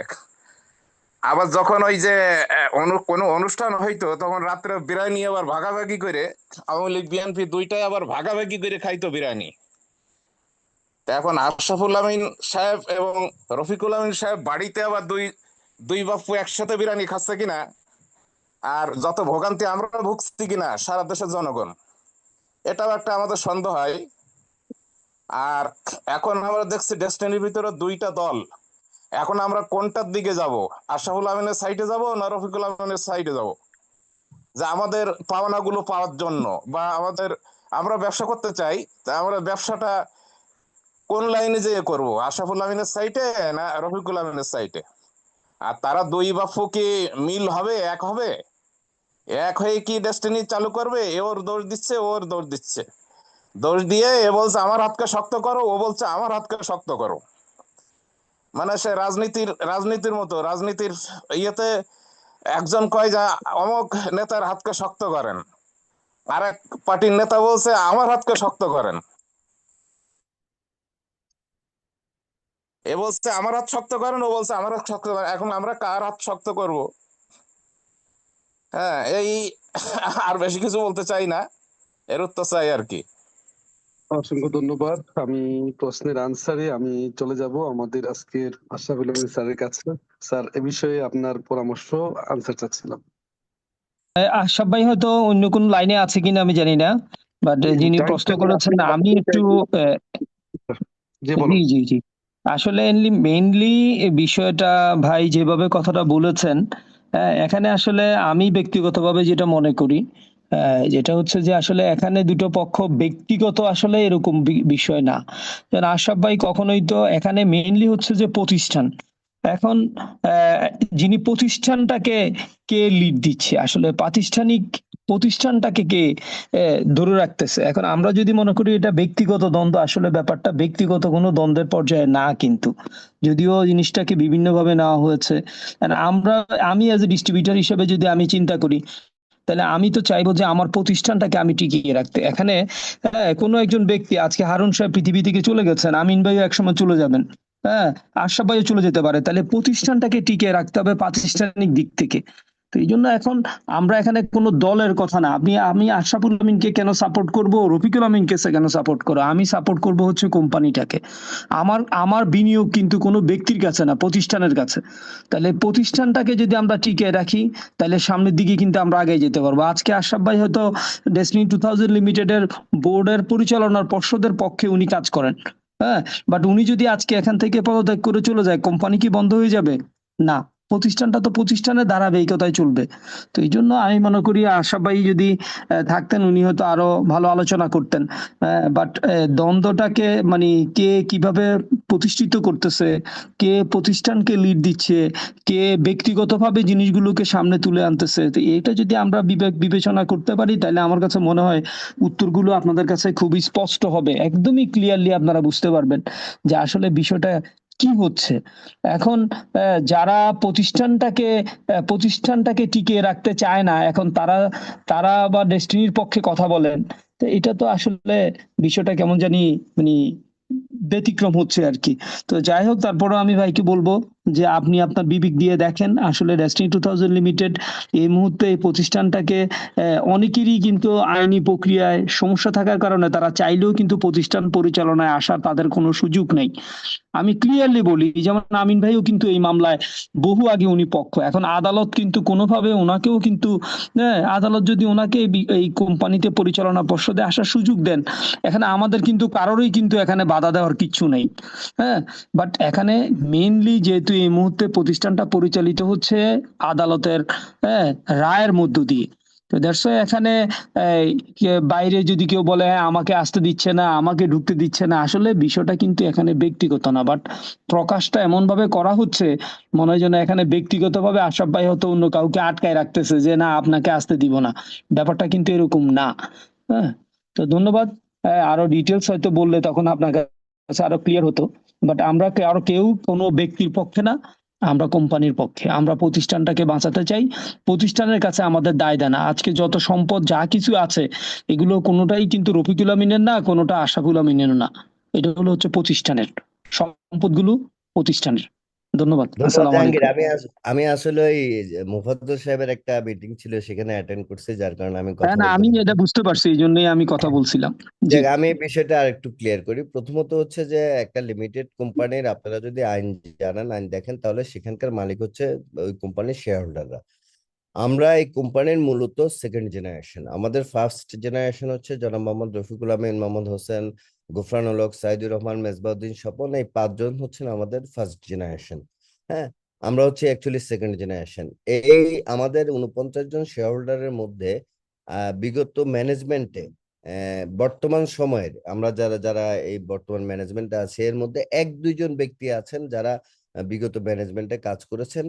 সেক্ষেত্রে আমি বলবো যে জাহাঙ্গীরও কিন্তু অ্যাকচুয়ালি ম্যানেজমেন্টে কাজ করে নাই। হ্যাঁ, শুধুমাত্র বিগত শেয়ার বর্তমান সময়ে যারা আছেন এদের মধ্যে শেয়ার হোল্ডারদের মধ্যে আমি কাজ করেছি ম্যানেজমেন্টের অংশ হিসাবে, বা আমি সর্বশেষ 2012-13 সালে ডেস্টিনি 2000 লিমিটেড এবং ডেস্টিনি গ্রুপের চিফ কোঅর্ডিনেটর ছিলাম। তার আগে ডেস্টিনি 2000 লিমিটেডের বা ডেস্টিনি গ্রুপের deputy director marketing and trading ছিলাম, সিইও ডিএসটিসি ছিলাম। তো অ্যাকচুয়ালি এইখানে অনেকেই জিনিসটাকে এই ধরনের একটা জায়গায় নিয়ে আসতে চাচ্ছে যে এখানে ব্যক্তির কোনো দ্বন্দ্ব। আসলে এখানে ব্যক্তির কোনো দ্বন্দ্ব নাই। আমার সাথে জনাব রফিকুল আমিন সাহেবের সাথে কোনো ধরনের দ্বন্দ্ব নাই। আমার সাথে গোফরানুল হক সাহেবের সাথে কোনো দ্বন্দ্ব নাই। আমার সাথে মোহাম্মদ হোসেন সাহেবের সাথে কোনো দ্বন্দ্ব নাই। আপনারা লক্ষ্য করবেন যে যে আমরা গত 5ই জানুয়ারি, এই 5ই জানুয়ারি, আগের 5ই জানুয়ারিতেও কিন্তু আমরা স্টেটমেন্ট জেনারেট করতে চেয়েছিলাম, কিন্তু ওনারা 15 তারিখে বের হবেন, সেই জন্য আমরা অপেক্ষা করেছি যে ওনাদের হাত দিয়ে আমরা এই স্টেটমেন্টটা চালু করব। এবং উনি বের হওয়ার পরে জনাব রফিকুল আমিন সাহেবের সাথে আমার একাধিক মিটিং হয়েছে, বৈশাখীতে আমরা একাধিকবার বসেছি, শেয়ার হোল্ডাররা বসেছে, ডিরেক্টররা বসেছে, ডায়মন্ডরা বসেছে, পিএইচডিরা বসেছে, আমাদের একাধিক সেমিনার হয়েছে, এবং আপনারা দেখেছেন হোটেল অবকাশও মার্কেটিং প্ল্যান প্রদর্শন করা হয়েছে, যে মার্কেটিং প্ল্যানটি এখন চলমান আছে, সেই মার্কেটিং প্ল্যান প্রদর্শন করা হয়েছে। সবকিছু ঠিক আছে, বাট এখানে যে জিনিসটা তৈরি হচ্ছে সেটা হচ্ছে যে আমার ব্যক্তিগতভাবে কাউকে বাধা দেওয়ার কোনো সুযোগ নেই, কারণ আমি এখানে একজন কর্মচারী।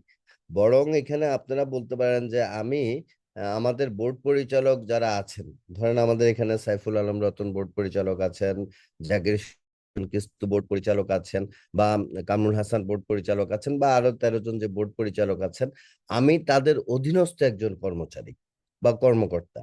এখানে আমার ব্যক্তিগতভাবে সিদ্ধান্ত গ্রহণ করার কোনো সুযোগ নেই। বোর্ড যে সিদ্ধান্তটা গ্রহণ করেছে সেই সিদ্ধান্তটা বাস্তবায়ন করাটাই হচ্ছে আমাদের এক্সিকিউটিভ বডির কাজ।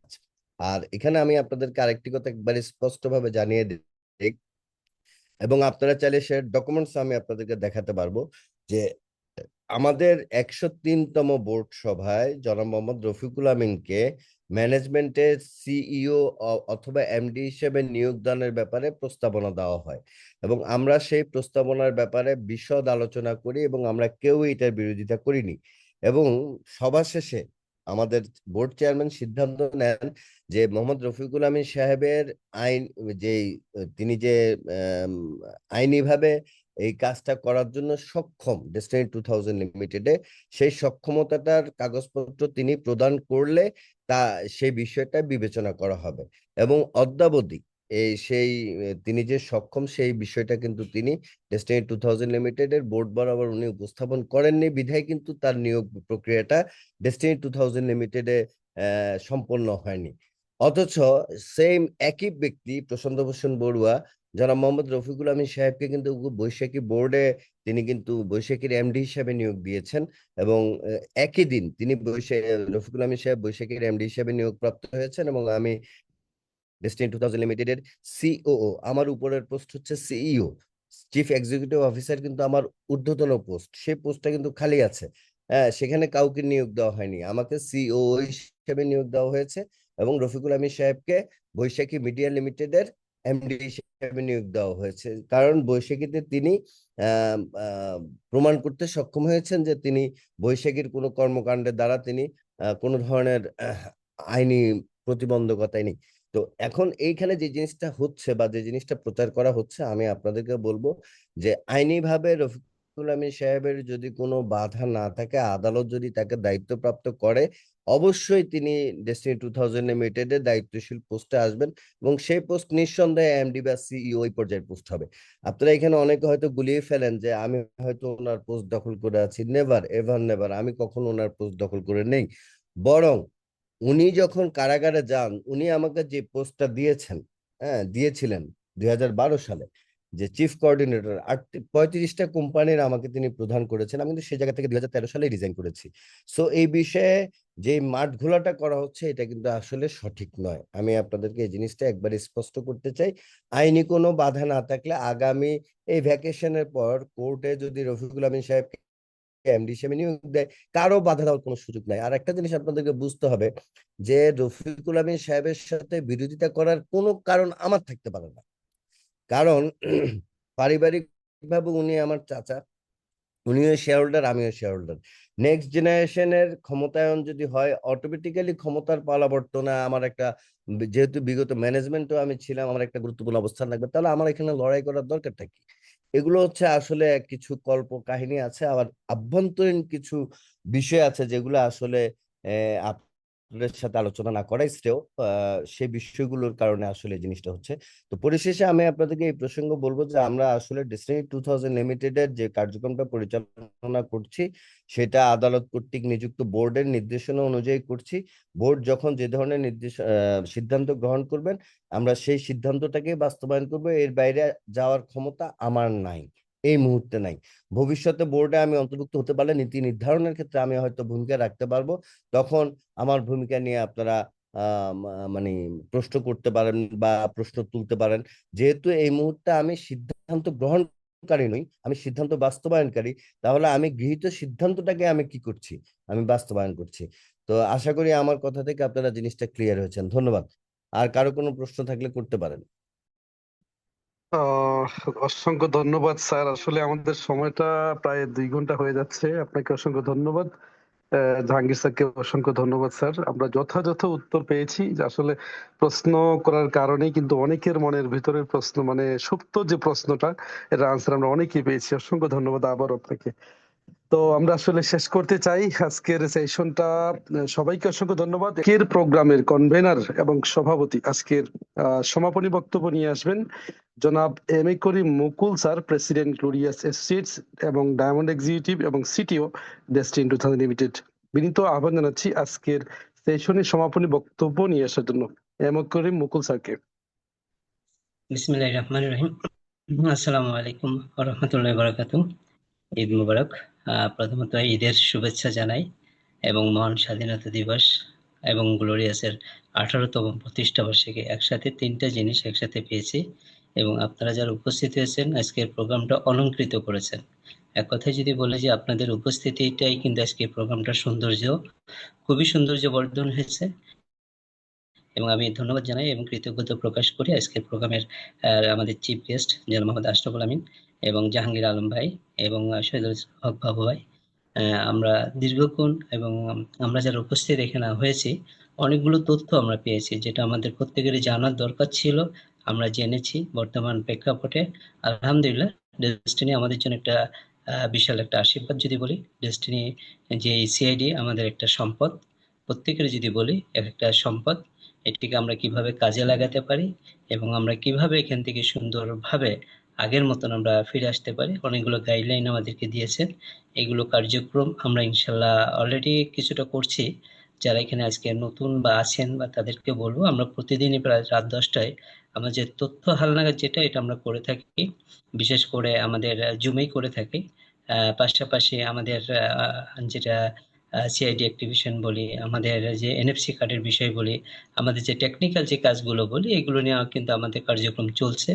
ইনশাল্লাহ আশা রাখি আপনারা যাদের যে কোনো প্রশ্ন বা যে কোনো কাজের যে কোনো বিষয়, আপনার সিনিয়র জেনারেল আছেন, প্রায় যেসব পিএইচডি আছেন, জিটিও বা যারা আছেন, বা আপনারা আমার সাথে যোগাযোগ করতে পারেন। আমরা একসাথে আছি, একসাথে আমরা আমাদের গন্তব্য পৌঁছাবো ইনশাল্লাহ। এখানে সন্দেহের কোনো কারণ নেই, সন্দেহের মানে রাখাটাও ঠিক না, কারণ আদালত থেকে যখন আমাদেরকে সুন্দর একটা গাইডলাইন দিয়েছে এবং সুন্দর একটা বোর্ড আমরা পেয়েছি, যার মাধ্যমে কিন্তু আমাদের কার্যক্রম চলছে ইনশাল্লাহ। আমরা ইনশাল্লাহ আগের মতন স্বপ্ন, আমাদের আগের মতন কর্ম যে দক্ষতা যেটা আছে সেটা আমরা কাজে লাগাবো। আপনারা সবাইকে উপস্থিত হওয়ার জন্য আবার ধন্যবাদ জানিয়ে আমি আজকের প্রোগ্রামটাকে সমাপ্ত ঘোষণা করার জন্য অনুরোধ করব। ধন্যবাদ সবাইকে। আসসালামু আলাইকুম। সবাইকে অসংখ্য ধন্যবাদ। আবারও দেখা হচ্ছে আগামী কোনো প্রোগ্রামে। অবশ্যই সবাই চোখ রাখুন আমাদের গ্লোরিয়াসের পেজে। ধন্যবাদ সবাইকে। আসসালামু আলাইকুম।